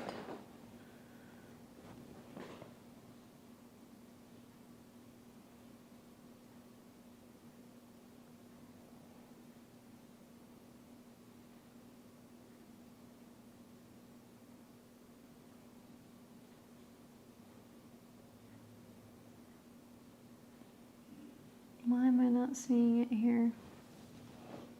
Oh. September, yeah, 23rd, 1996, okay. Question, love life, been single for 6 years. There we go. All right, so single for 6 years, says the Sag rising. My question is, have you ever talked to an astrologer before? Sun in Libra opposed Saturn in Aries, and Mercury rules your 7th house of relationships. And Mercury is retrograde in the 9th. So Libra is relationships in general, right? And your Sun is in Libra in the 10th house. So this is like a huge focus on your career, your reputation. You know, I use Placidus, and I don't use whole signs. So this is like, you're the main character, basically, in this lifetime. Getting recognition and really focusing on your professional life seems to be a huge focus for you. Okay, I'm not saying that doesn't keep you from relationships, but that North Node is very strong. Like, you're here to be seen. So your relationship to your career, your identity, yourself is very important, as is learning, traveling, culture, all that stuff. It opposes Saturn, which is in Aries in the 4th house. So this can be about home roots, homeland. And you guys born in 96, you have Saturn conjunct the South Node. So there is both lessons from past life, and there's Dharma that's being created in this life, and you're working out some of your old patterns in history, and you're moving towards the future. So Saturn, South Node, Juno, for a lot of you guys, you either got married very young, or a lot of you guys made sacrifices in relationships and you overly committed to partnerships and relationships, or you were committed yourself, Aries. And there was this unwillingness to kind of settle. So in this lifetime with Sun in opposition to Saturn, it basically means that you're not really going to feel like you're getting settled into your home life, having children, if that's what you want, getting married, you know, being committed until after 30. Okay, good news is you're coming into your Saturn return. So whatever kind of setting up for you this year and next year is going to be a big piece of the puzzle. Whole sign Saturn's in your 5th house, blocks in regards to children and romance. And I think with Mercury being at a 19 retrograde, and it's the ruler of your house of marriage, first of all, you'll meet somebody when, like, you'll connect with them multiple times. Like, you'll see somebody, date them, and then you might go your separate way, then you reconnect. Look for somebody who's a combination of Virgo, Libra, and Sagittarius, okay? You might meet them when you're traveling. You might meet them when you're going to school. You might meet them when you're, in a foreign place, or you're doing some kind of business, or there is something kind of connected to law or legality, something there. College campuses, they could be involved with somebody, who you know from going to school, maybe, something like that. You will end up getting into a relationship. It's just being delayed because of your Saturn South Node. That's really what I think is going on. And it's going to be interesting because when you turn 30, that's when you come into your annual perfection year 7. So next year, when you have your birthday, you're going to want to be focusing on what's going on with relationships. Well, you'll be traveling and then you'll meet somebody, or maybe you'll have already met somebody and you're talking about getting engaged. So there's going to be something like that going on. I'm already living in a different country and studying law. Oh, I must be an astrologer or something. You're going to meet him. You got kind of snake though. Saturn and Neptune's at the bottom of your chart. So you're like, I'm in a foreign place. I don't know anybody. It's squaring Jupiter. So it might even be difficult communicating with certain people because you may not speak the same language. But you're going to have an opportunity to meet people. By your chart, Jupiter's going to be in your 7th house for the next year. So you'll be able to meet someone. But you got Mars and Venus in your 8th. And that means, there could be some interesting relationships that can kind of come in. Very passionate, very, very devoted, very possessive. But there can also be a lot of drama. And usually when you have Venus in the 8th house, it's like you meet somebody and then it's like you're going through a dramatic life change, or they're going through a dramatic life change, or you meet them when they're in a relationship, or they're getting out of a relationship. Like something like that can be happening. So it looks like there's something that's getting worked out there. Now, I guess the question is, when are you going to meet someone, right? So you're a Sag rising, but Jupiter's just about to go into your 7th house. So I'll throw a couple dates out there. I'll throw you a bone. Right around mid-June, so let's say like the 7th maybe, through the end of June. I mean, I know that's a big window, but that's a time to watch. Mars, which rules your whole sign 5th house of romance, will conjunct Mercury, so you might find like a sexy professor. You might meet somebody at school around the 18th, 19th, 20th of July, right when Mercury, your 7th house lord, is retrograde over Venus. The problem is you're going to meet somebody who might have a girlfriend. Or you're going to meet somebody who you're kind of like, I don't know about this, or they're just kind of getting out of something. There's something going on there. There's too many connections. Mercury connected to Mars, Mercury connected to your 7th house, Venus is coming into your 7th house, and then Uranus is going to go into your whole sign 7th house, which means there's going to be a dramatic kind of change with the relationship. But my thought is that it'll be end of 2026 going into 2027 that there's going to be a more definitive kind of commitment. And I cannot advise you to get married until after Saturn has come into conjunction with your Juno.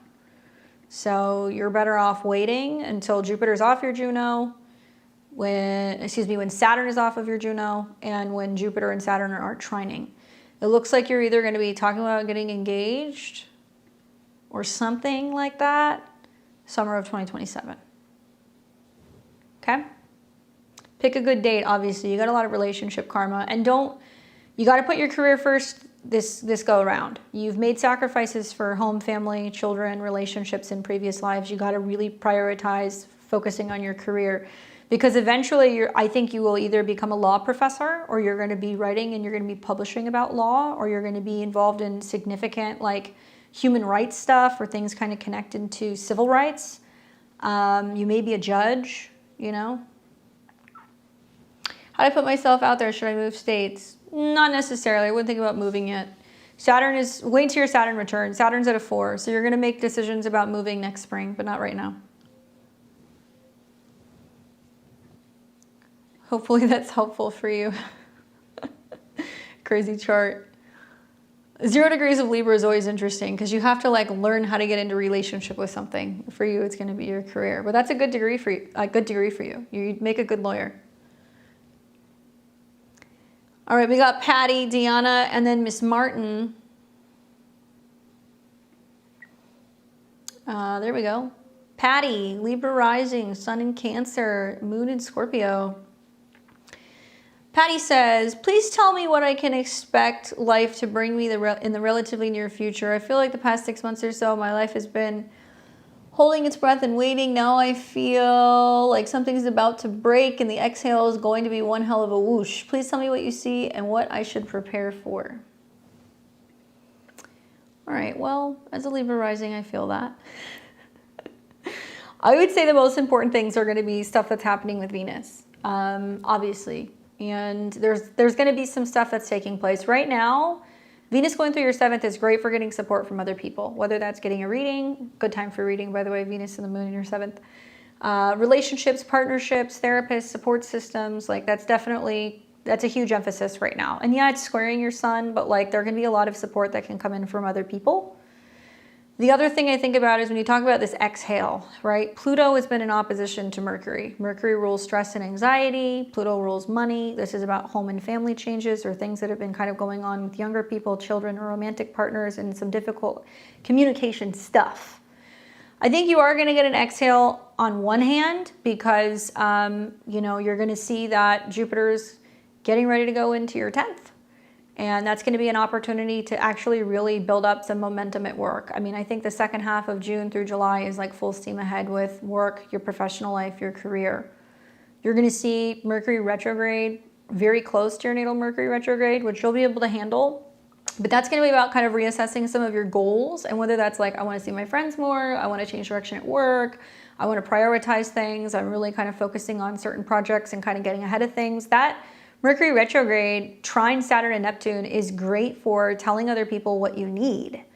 Partnering with people, this can also be great for relationship development, better communication, and like planning. And then Jupiter will come into your 10th house and it's going to hit your sun right after that. And that's looking like the best of the best. July and August is really good for work, really good for work. However, as a Libra rising, at the same time, you got Mars going through the South Node. So I would say like you got to pace yourself. Easy does it. Like July and August, you want to treat it as like a long distance race, not like a sprint. Otherwise, you're going to feel like you're kind of getting overly burnt up and exhausting yourself with Mars in the 12th house. I would also keep an eye on Mars coming in opposition with Saturn and Neptune because Mars will hit your Pluto and then it's going to oppose Saturn and Neptune. Wow, right around August. The horoscope for Libra rising is something like Mercury retrogrades in your 11th, and somebody's talking shit and it's like a friend or it's somebody at work. And then Mars opposes Saturn and then you confront somebody about something they've been doing and you kind of cut somebody or something off. So this could be a friend, an ally, somebody at work.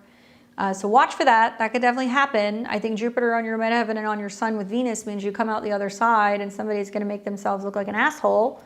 And you're going to have an opportunity to kind of speak your piece, but there could definitely be some trouble and some group dynamics kind of coming up. Some jealousy things actually is what I think it is. Maybe reflect on the Mars retrograde. Go back and think about what happened, while Mars was going through Leo and it was retrograde in opposition to Pluto. So this is like, end of November, all through December. What happened there? Was there a reconnection with a friend? Was there a back and forth with someone? Did you have to cut someone off? Definitely keep an eye on your relationships. I don't know what that's like, but Mars rules your relationships. It's going to oppose Saturn and Neptune. And then you're also going to see at the same time, it's coming into a trine with your natal Jupiter. So I think Libra risings are going to have this philosophy in August that's going to be like, fuck it. I don't care what other people think. I'm going to do what I want to do. And whether that's upsetting my partner or that's, disappointing my friends or like whatever, I got to do what makes me happy. And there's going to be a need for you to be super aware that anything you're doing or saying is going to be very much in the spotlight. It's going to be very visible. So that can be good if you're wanting to get recognition at work or if you're wanting to kind of achieve your goals, but it can be challenging if you decide that you're going to take a kind of no bullshit kind of perspective on things. Continue to watch Saturn and Neptune in opposition to your Pluto. You got to keep an eye on your health here and maybe some issues with people at work. And also, so people may be kind of undermining you. So keep an eye on that. Hopefully that's helpful. I've got Deanna. Where is she?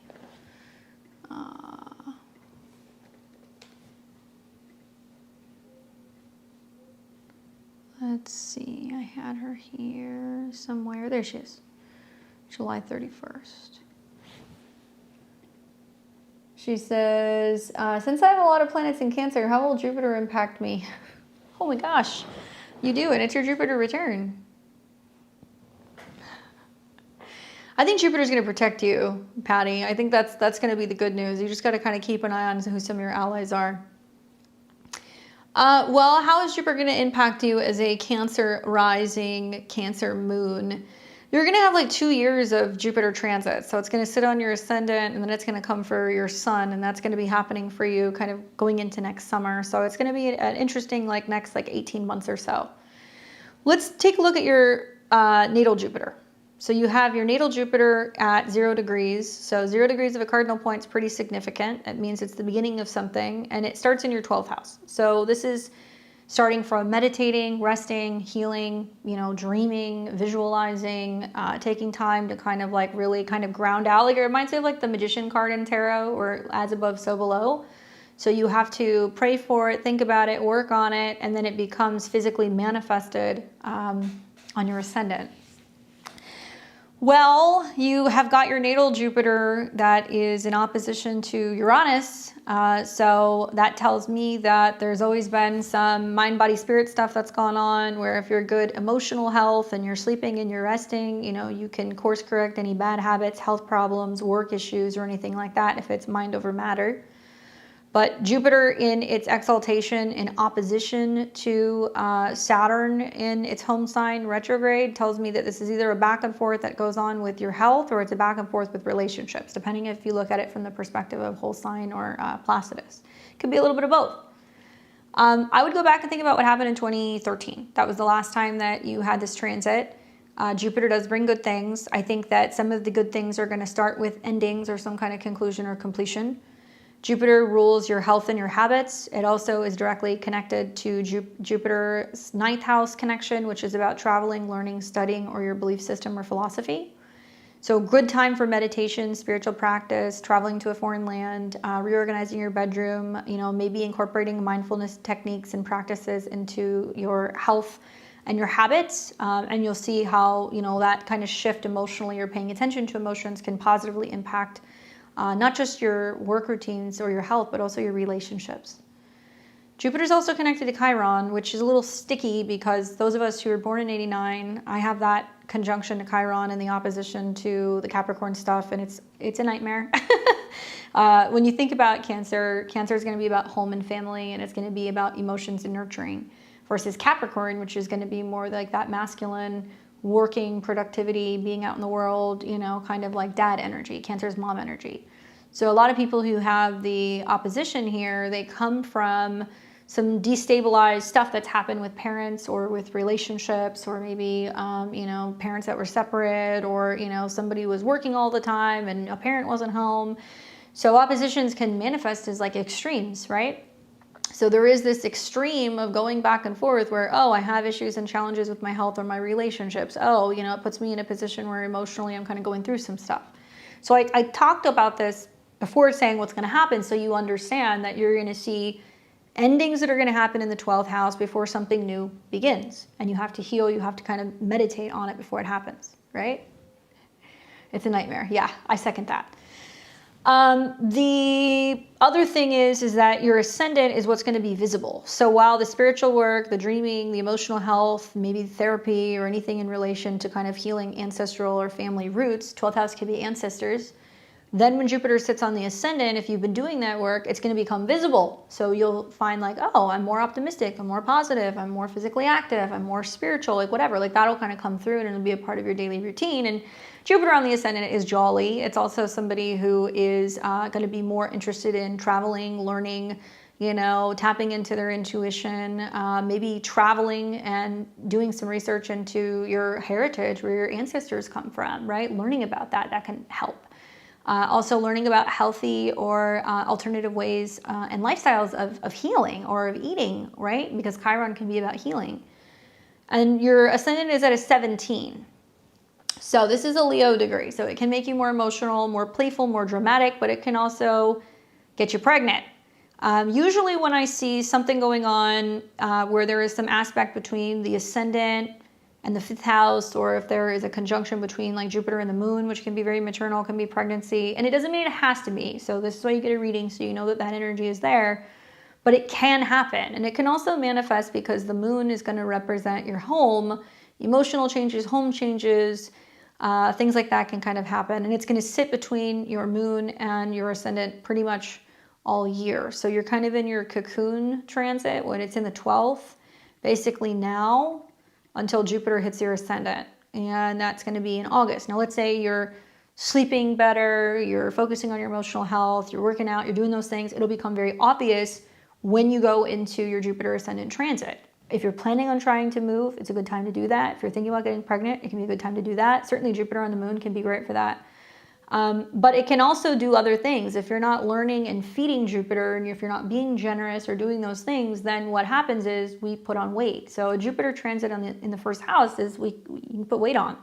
Go back and look at what happened in 2013 and 2014, because Jupiter hit your moon, your ascendant, and then it hit your sun, and your sun's at an 8. So that's about a pretty definitive kind of change that's going to be happening. Jupiter's going to trine Pluto in your 5th house. That can improve relationships as well. And you're going to have a pretty significant retrograde in your 5th house and a huge stellium. Basically, like mid-November through January, your love life's going to be popping. I don't think that's going to be a problem. Jupiter will retrograde over your moon, and that's going to happen in November, in December, and then it's back on your ascendant in January, back in your 12th house in February, hits your ascendant again, it looks like in April. Hits your moon again, that's going to be in May, and then it's coming for your sun. And it's going to square Pluto. So I think with eclipses going on that are going to be happening in your 8th house, I think it's very possible. It's very likely. But you might want to think about, did you move? Did you relocate? Was there a big change to your appearance? You know, something like that happened. Parents were not together, was always working, and I don't talk with my dad, and I went back to school to complete a prerequisite for nursing school. I got it all done. So 12th house is hospitals. So it could be hospitals, healing centers. It could be anything connected to that. But it can also be, you know, you go to a retreat, you go to a spa, you know, that kind of stuff. Especially Cancer, that can be really good for like emotional, like cleansing and clearing. This time around, you know, you're going to have Jupiter trine Saturn. You're going to have that in the fall, so that's good for traveling and education. And then in the summer, you're going to have Jupiter on your sun trine Saturn in your 10th house. Really good for making money in your career. I feel like any traveling or education that you do, anything you learn is going to build confidence. It's going to help you build financially, and it's also going to give you a little bit more spending power. So you're not going to get snaked like you have in previous years. I hope that it goes well for you. I hope you navigate Saturn in the 10th a little bit better. All right, we got Miss Martin and then Heather and Astrid. Let's see, where is she? Thank you guys for your patience, by the way. Sometimes these take a little bit longer. And if you haven't already liked this video, please give me a thumbs up. Make sure you guys subscribe. Helps the channel grow. What's up, Miss Martin? Virgo sun, Virgo rising, moon in Pisces. Let's see what she says. What's next for me career-wise? Girl, your guess is good as mine with Uranus coming into your 10th house. Get ready. Well, I mean, I think that you got to take into consideration what's happening with Mercury. So this next week, pay attention. You're going to have some big Mercury transits. Here we go. So Mercury is going to meet with the moon on the 26th of May, which means that there can be some kind of news pertaining to work or some new ideas that's brewing about your professional life. A couple days later, you're going to have a Cazimi, all right? And I talk about this in my Sunday video. I'm like, well, Virgo rising, you know, is a boss stepping down? Is somebody quitting? Do you have a new bright business idea? You know, are you finding out that it's time for you to kind of switch lanes or go in a different direction or start a side hustle? Something like that's going to happen because the sun represents what you don't know and it's about releasing something. So something has to die off for something new to kind of be reborn in your career. Maybe it's an old, you know, philosophy or belief system about your work. This is going to trine Pluto, which is great for work changes, and setting the stage for what will be in July, Uranus going into your 10th house. So truth be told, it's written all over the Virgo rising's chart, and your Virgo sun too, that there is some kind of change on the horizon. If for whatever reason a job changes, especially if that happens in July, right? It could mean that you're using the Mercury retrograde to go, you know what, taking some time off before I kind of figure out my next step, or I'm traveling a little bit before I start my new job. Sure, that could happen. Especially with the sun conjunct transit Mars, that would be a good time to kind of take a break in between things or traveling for work even. But Uranus is going to be hanging out on your midheaven, and the positive is that, you know, it's going to bring some kind of second opportunity or second path or something new, and it will definitely shake up or change something about the way that you're working with trines to Pluto. But it's hard to predict what's going on with Uranus, you know? I've never met a Virgo rising that has one job. Let me start there. I've always met a Virgo rising that's like, I'm in IT, or I'm in teaching, or I'm a writer and I do this or whatever. And then they're like, but I also have this other business, or I have this other thing that I do. So there's always going to be this and that. And I feel like this is the year with Uranus, you know, activating your 6th house with a trine of Pluto, that you're like, now I make the time to do it. You know, now I'm going to start doing it. I'm going to get serious about it. I'm going to get serious about finding ways to make money. So you'll probably see with like Venus conjunct Uranus, some money-making opportunities or some job offers or changes in July. And then you're also going to see when Mars goes into Libra, this can be an opportunity for you to be taking action and going towards, you know, getting serious about making some of these job changes or negotiating potential salary changes or looking for a job. And then probably your most powerful period will be when Mercury and the Sun are in your 2nd house. And that's going to be the 3rd week of September, where Mercury is going to trine Uranus. You're open to this new change. It's trining Pluto. You're adapting to a new schedule. Sun comes into the 2nd house, so it's going to be a wealth building transit. And then Venus is going to come into the 2nd house, and that's going to be in mid-October. You're going to live for the air trines. So whenever anything is going through Gemini, Libra, or Aquarius, that's when you're going to see some of the biggest changes. Well, your natal Mercury rules your 10th house. So maybe you're opening up to some of these ideas. Maybe with the South Node going through all of your Virgo, you're like, I'm letting go of old outdated ways of doing things. I don't have to do it by myself. I can, work with other people. Saturn in the 7th. Saturn's coming in conjunction with the moon too, so this could be working on a business with a woman or a friend. It could be some kind of collaboration you're doing with a partner or another person. That could be like moon things, feminine things, home, property, furnishing, decor, food related even. But this could be working with a partner or developing a business partner of some kind.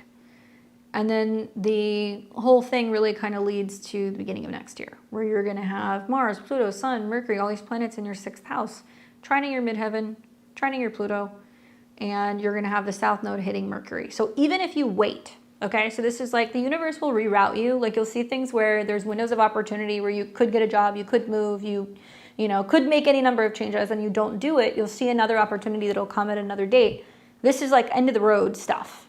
Because if you haven't made a change or committed to what you want to do or whatever, the universe is going to go, nope, now you're going to do it. And we're going to either change your career or your job, or we're going to bring up some health stuff that's going to force you to start doing what you need to do. So don't wait till that time. And then Uranus will come back into your 10th house, where it's going to be there to stay. And that's going to be in the spring of next year. So I think that with your natal Mercury in the 1st house and the South Node is approaching that, you know, it's about not being the person who's like running the show or in charge or managing things. It's like finding ways to be able to maybe have a business where you can have clients, or you can be working with partners, or you can be going back and forth, and you can be selling or like, you know, relating to people in some way. Moon in the 7th likes that. It'll also stabilize some of the relationship stuff if you've had issues there. And I have found as a 7th house moon that the best way to kind of balance that is to have clients. Like I have sessions with people. I go back and forth with people, and it stabilizes a lot of my 7th house stuff because I'm having constant turnover, you know, doing readings for people. Anyway, just some food for thought. But yeah, time to work differently. You're letting go of this more kind of everything has to be organized, and you're kind of tapping more into, actually, I could work with another person, or I could take on a business partner. I do want to do something creative. And I'm wondering what it is that is. But you got to shift the frame of mind here with the South Node Mercury. My God, how are you doing with all these South Node transits? They haven't even hit your personal planets yet. That's going to get interesting. When Mars hits your ascendant in the end of June, and then the South Node starts coming into contact with some of your personal planets. Huge physical transformation that's going to be going on here. Be curious to see. I think a lot of Virgo risings are going to kind of change what's their typical uniform. I don't know if there's any Virgo risings watching this, but usually you guys find something you like, you buy the same color, you know, you wear the same thing, the same shirt, pants, whatever.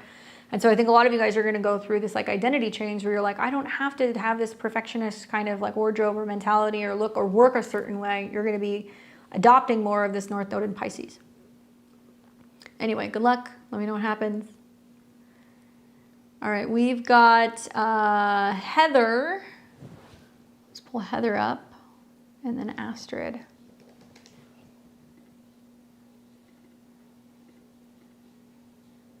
And I could have sworn, was there a super chat that snuck in there? I think so.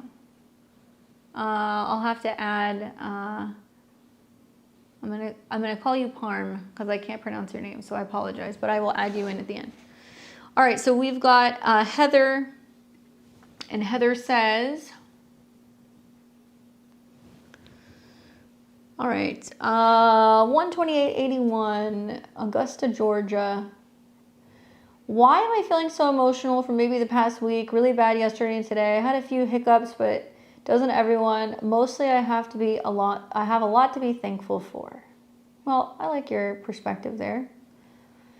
I think it's a combination of things. People are, 12381.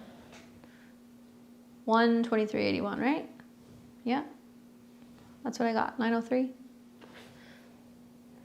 I think that it's a combination of things. You know, one is people are not doing well with Saturn and Neptune that have been in the late degrees. So Saturn's at 29 for like the next 2 days, then it's going to go into Aries. So that's part of it. It's a critical turning point. The other side is that in your natal chart, you're going through some transits, girl. Let's start with Mars in your 12th house. Feeling burnt out, run down, repressed anger, frustration, feeling blockages that can come up, especially difficulty communicating. So it'll manifest as getting overly burnt up, and then there could be tears. 12th house can be about processing emotions, especially when you slow down. Do yourself a favor, okay? Get some incense burning. Mars in the 12th house is always calmed down by smoke or haze. So maybe you have like one of those like little like diffusers, you know, that like kind of like puff up and you put some oil in there. Use one of those, burn an incense stick, something like that. Like there is something that you need to do that's like a calm down at nighttime thing. Hot showers, hot baths, hot saunas, but definitely like smudging sage incense that will help you. It'll calm you down. And it does bring up a lot of mental tension and feeling burnt out. The other thing that's going on is you have your Pluto transit on top of your natal sun right now. It's retrograding away. This is a once in a lifetime transit. Not everybody gets it because Pluto moves so slow. So it's kind of dancing with your sun this year and next year. The sun rules the 12th house of hidden spaces. It also is about alone time and creativity. Honestly, do you have kids? You know, the 5th house can be children. You know, the 4 degrees can be about managing your emotions and being a mom and being at home and juggling things. If you don't have kids, then the 5th house is saying you need to do something where you feel like you have an outlet. 5th house is about pleasure and anything that's going to be creative. So it's like, you know, I look at this and I'm like, okay, so you're a mom. So it's like you're looking for a closet to hide in. You know, you're like, I need a hiding space with Mars in your 12th. You know, I just need some time. And you might feel like you have a kid that's also going through some growing pains with Pluto on the sun, where they're, you know, needing you more, or there's some sleep stuff going on, or there's some drama going on with some of them, and you're like, oh my God, you know. So usually the 5th house is your firstborn, so that's going to be the 19-year-old, and then your second child is the 7th house. That's going to be Saturn. So in theory, those are going to ease up, but Pluto's going to come in back into conjunction with your sun next year. So it can be some critical turning points with your firstborn. But I feel like this is like, you know, you need something that's like an outlet, that's creative, that's fun. I don't care if you need to watch trash TV, or if you feel like you need to have a game that you play, or if there, you know, needs to be a coloring book that you do, or, you know, something like that. Like there's something that needs to be worked on. And unfortunately, part of the downside with the Sun-Pluto transits is that you feel like you're kind of lost and alone, because the sun is the 12th house, and then Pluto is about, you know, some kind of stress and anxiety. You got to be careful as a Virgo rising, because this is your whole sign 6th house. This will like really impact your nervous system. This can bring up a lot of digestional issues. This can bring some health issues, and particularly issues connected to your ankles or accidents. So be careful with not being grounded with all this air in your chart. And Virgo risings are about to experience Saturn and Neptune going into their 8th, which honestly is usually a really good transit for starting therapy or something that's about, you know, dealing with money owed. Saturn is your children, and Neptune is lack of support from another person. So with Saturn and Neptune going into your 8th house, which is eventually next year going to oppose your natal Saturn and Jupiter, it's about, that's like fuck you, pay me energy. Sorry. You know, so I'm sorry to hear that he's not helping, but over the last several months, you've had eclipses and retrogrades in the 8th house where you're like debt, bills, expenses, like I can't do all this by myself, and you're feeling the impact of somebody not helping you. So other people's money is Mars. So when Mars crosses over the ascendant, you're going to feel a little bit more kind of adamant about what you need and what you need for support, and communicating and expressing that to other people. This is going to be the end of July. Probably what you will also find is when Mars goes into Libra, which is going to be in August, it'll start opposing Saturn and Neptune, and you're going to be like, no, I'm going to fight back, or I'm going to be like, you need to pay me, or you're going to start communicating that, or you're going to feel like you're going to need somebody who's going to stand up for you and help you get what you need to take care of your kiddos, especially as it trines your 5th house. So it can make you very bold and very assertive. Work stuff looks good. Some Jupiter stuff happening still in your 10th house. Venus conjunct Jupiter is good for money. I think that things are definitely gonna get better, especially financially in August. But even if you wait and you do nothing, you're going to find that eventually next year, when Saturn and Neptune start opposing your natal Saturn and your Jupiter, you're going to go, why do I have to pay for everything? And you're going to end up probably seeing that somebody's going to be, paying you what's owed to help you support the kids. And inevitably, as soon as you come into your Saturn opposition, your natal Saturn's at a 9. So it could be like legal matters you're having to kind of talk to, filing child support or something like that, so you can take care of the kids. By then, Pluto's starting to move off of your sun, so things are going to kind of ease up. And obviously the South Node's in Virgo, so I guess as a Libra rising who just got through this transit, like the last 2 years was like, ugh. The South Node being there is a lot of just feeling drained, and also like just being super emotional. And so maybe you're going to see waves of that. That's going to come up pretty strongly again in mid-July when the South Node hits your moon. So keep an eye on your moods. Go out with friends. Do things if you can socialize. It'll kind of help soften the blow. And then the South Node is going to be conjunct your moon and also the ascendant until October. So self-care routines, making sure that you're focusing on your emotional goals, not just kind of holding down the fort and taking care of other people. It's what goals you're setting for yourself and how you're showing up for yourself as well. Very important. Sending you lots of good vibes, Heather. Hang in there. You got this. We got Astrid. Let's see, Astrid. Oops, where is she?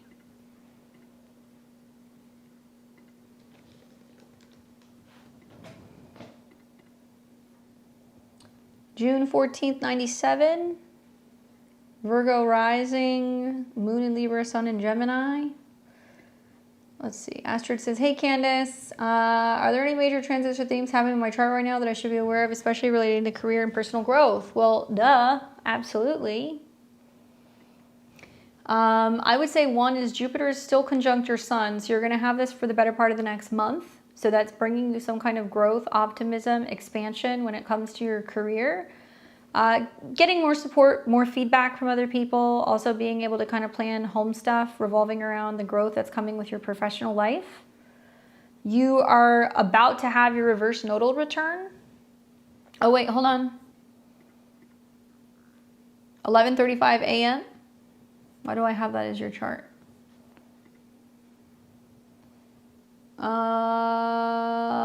June 14th, 1997. At 11:35 a.m. That's what I have.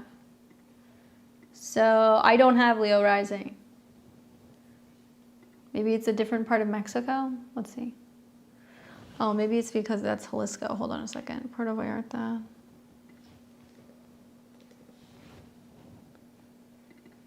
No, that's Jalisco. That was weird. What just changed? Okay.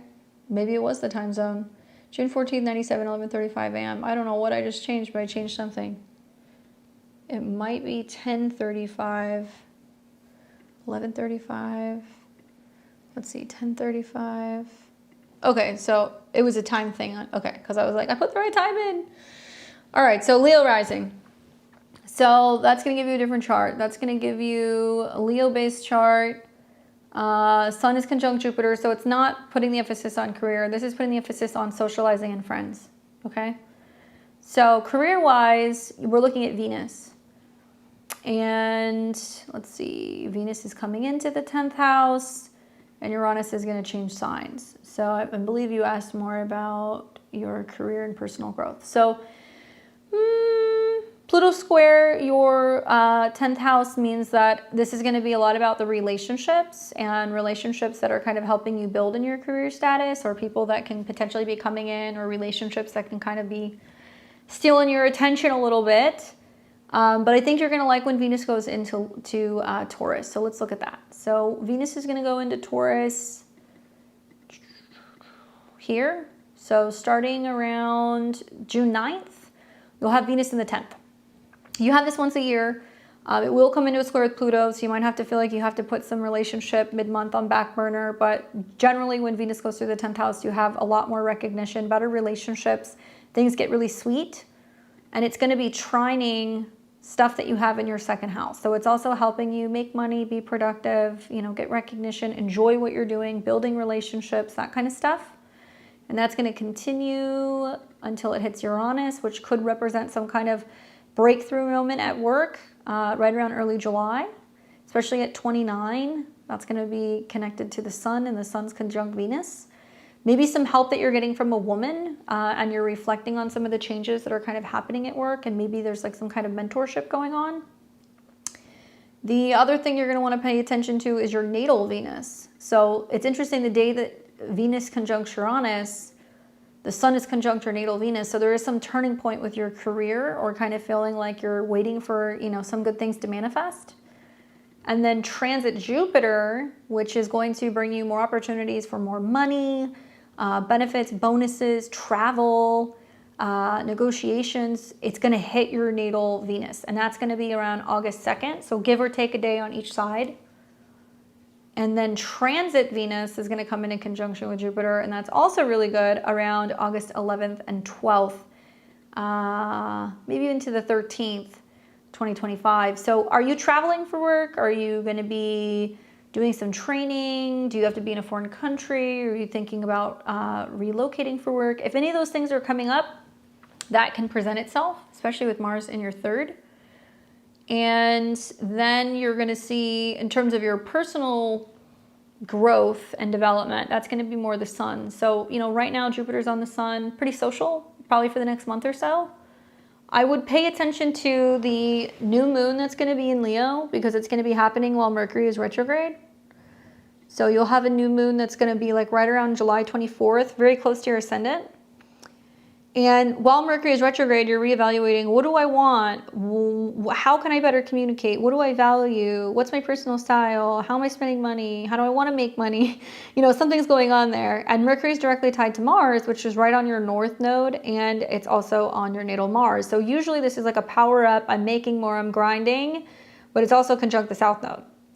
So you're coming into what we call our reverse nodal return, which is kind of funky. It's where the transiting south node hits the north node, the transiting north node hits the south node. Usually if you have north node Mars in your second, you're here to like learn how to build, how to grow, how to bring in resources. You're wanting to accumulate things. But with Mars and the south node going through there, you're like, yeah, I would rather, you know, take some time off. I'd rather travel. I want to take it easy. You know, I don't need to be buying stuff. You're going to be more cautious with spending if you feel like you don't have the funds. But very interesting transits. Right around the end of July, Mars on the north node, a Mercury retrograde here, Venus on the sun. Like, I feel like there's going to be a part of you that's like looking for work, and then there's a part of you that's just like, I just want to enjoy a little bit more downtime, you know, and if it means that I have to be a little bit more cautious with my spending habits, so be it. And I would say don't be making any crazy luxury purchases at the end of July. That's just my hot take. I think you'll like the Cazimi because there's a new goal that comes in, or there's like a chance meeting, or there's an opportunity to socialize and meet new people around the end of the month. And then the Mercury retrograde is going to go right over your ascendant. So changes with eating, spending, style is likely. Please, for God's sakes, don't cut your hair during this time. You're going to hate it. It happens every time Mercury retrogrades over a Leo ascendant. I see it every time. It doesn't matter who tells you what would look good or what you should do. Just don't take other people's advice on this. Trust me. And this would be a wonderful time to start thinking about traveling, continuing education, training, going places that you've always wanted to go. And if you're looking for work in other places, great, you can do that. I think with Venus going through your 12th house and also Jupiter on your Venus, you could definitely find work that could allow you to travel or go back and forth between two places. Hopefully that's helpful for you, Astrid. I love those Jupiter-Venus transits. I call this a Cinderella transit. When Jupiter hits Juno or Venus hits Juno, This could be a really prominent time for you to meet somebody in August, so keep your eyes out. All right, and let's see. All right, we got to add Parm in here because they snuck in here. You were the real MVP for waiting. All right.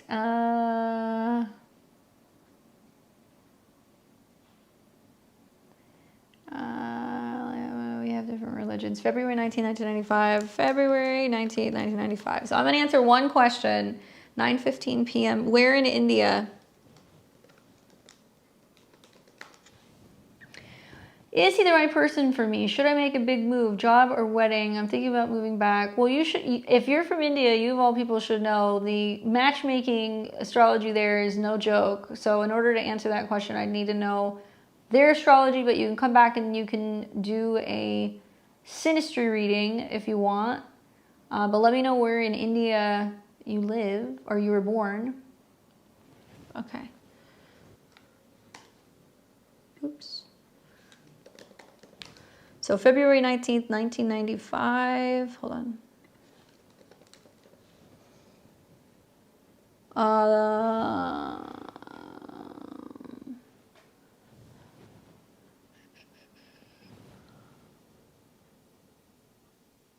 Why is that not coming up? Where is that? Is that West Bengal? I see Purapur, Puri. Is that short for something? Can you spell it out for me so that way I can find it in my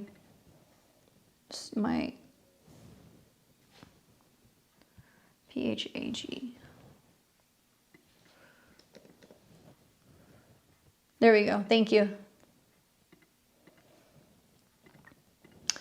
All right, so Libra rising, Sun in Pisces, Moon in Libra. Okay. So just some thoughts here. I laugh because your chart's a lot like mine. Just a couple thoughts. Mars is going to be directly connected to marriage, okay? So you have had in recent months retrogrades, eclipses, all kinds of stuff. And now Saturn and Neptune are going into the 7th house. So there is like a sense of you kind of going like, do I want to get married? Do I not? What am I doing? Likely, you're going to go back and forth about the topic of marriage because Mars is retrograde. And you're coming into your Mars return right now, which means you're getting ready to make a big decision about a relationship. You're asking an astrologer a question on the internet about whether or not you should get married. It's quite literal. 11th house. My philosophy is that you need to be having a really good Mars transit for it to be a good time to get married. You can get engaged, you can do all that stuff, but you know, Saturn's not in your 7th house yet. You are in your annual perfection year 30. So it looks to me like you're going to go back and forth whether or not you want to marry somebody, if they feel like they're marriage material or they're more like a friend because Mars is retrograde. So there's something you're going to go back and forth with. I believe I would be paying attention to when you have your Mars return. So right around May 28th through, let's say, the 1st of June, you could meet somebody. There could be a reevaluation in regards to, you know, whether or not you want to be with that person. It's pretty obvious to me that whoever you end up with next year, when Saturn goes into your 7th house, you're going to have to move because you're getting married. So whether you get matched with somebody or you meet somebody and you decide to go back to India or you decide that you want to stay in Canada and you want to get married, you're going to have to make some commitment of where you're going to live. And the next 2 years is not for the faint of heart with this chart.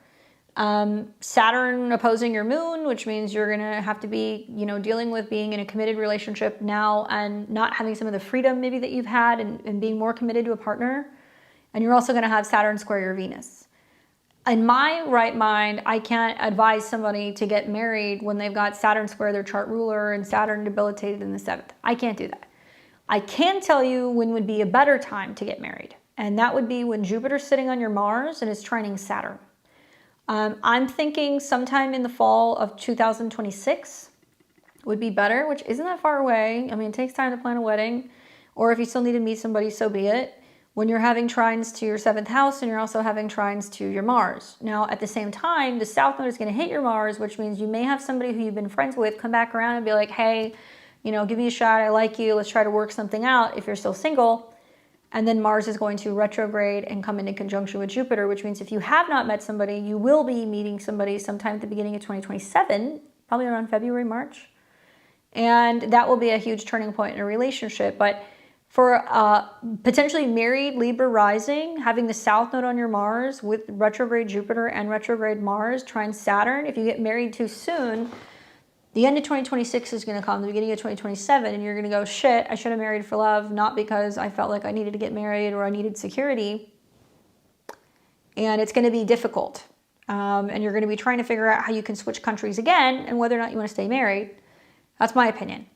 So do I think you should be getting married right now with your 7th house activation with Mars retrograde? No, I don't. I think that I would be either keeping my options open, exploring whether or not you do want to go back home.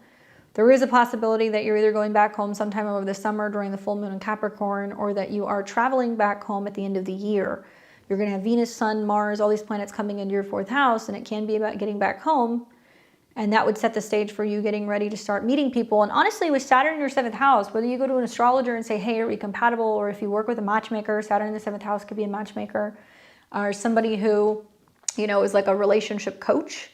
That could be a time that you're seriously looking for somebody in the spring of next year. And it wouldn't take very long for you to settle into something if you find the right person. Just kind of make a mental note that something about the end of 2026 makes me feel like if you are in a committed relationship, you're going to meet somebody and you're going to go, wow. Or somebody who you were in love with comes back around and you're going to be like, I'm not happy in my relationship. You know, could there be something here?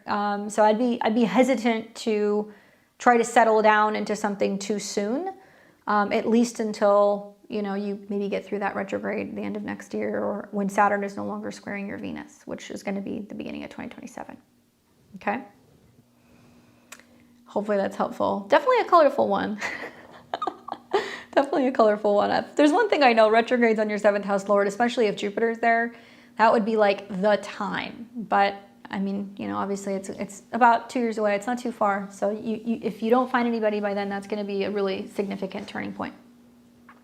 Hopefully that's helpful. Thanks for tuning in and getting a reading. All right, guys. Well, that's going to be it for me for this evening. Thank you so much for watching. Thank you for liking, commenting, sharing, subscribing. Click the bell button if you want to be alerted as to other future lives. I'll be here next Friday. We're going to be doing live tarot readings. Hope to see you there. Otherwise, I'll catch you on Sunday for the astro weather, and I will see all of you very soon. I hope you enjoy this beautiful new moon in Gemini and the rest of your weekend. Take care.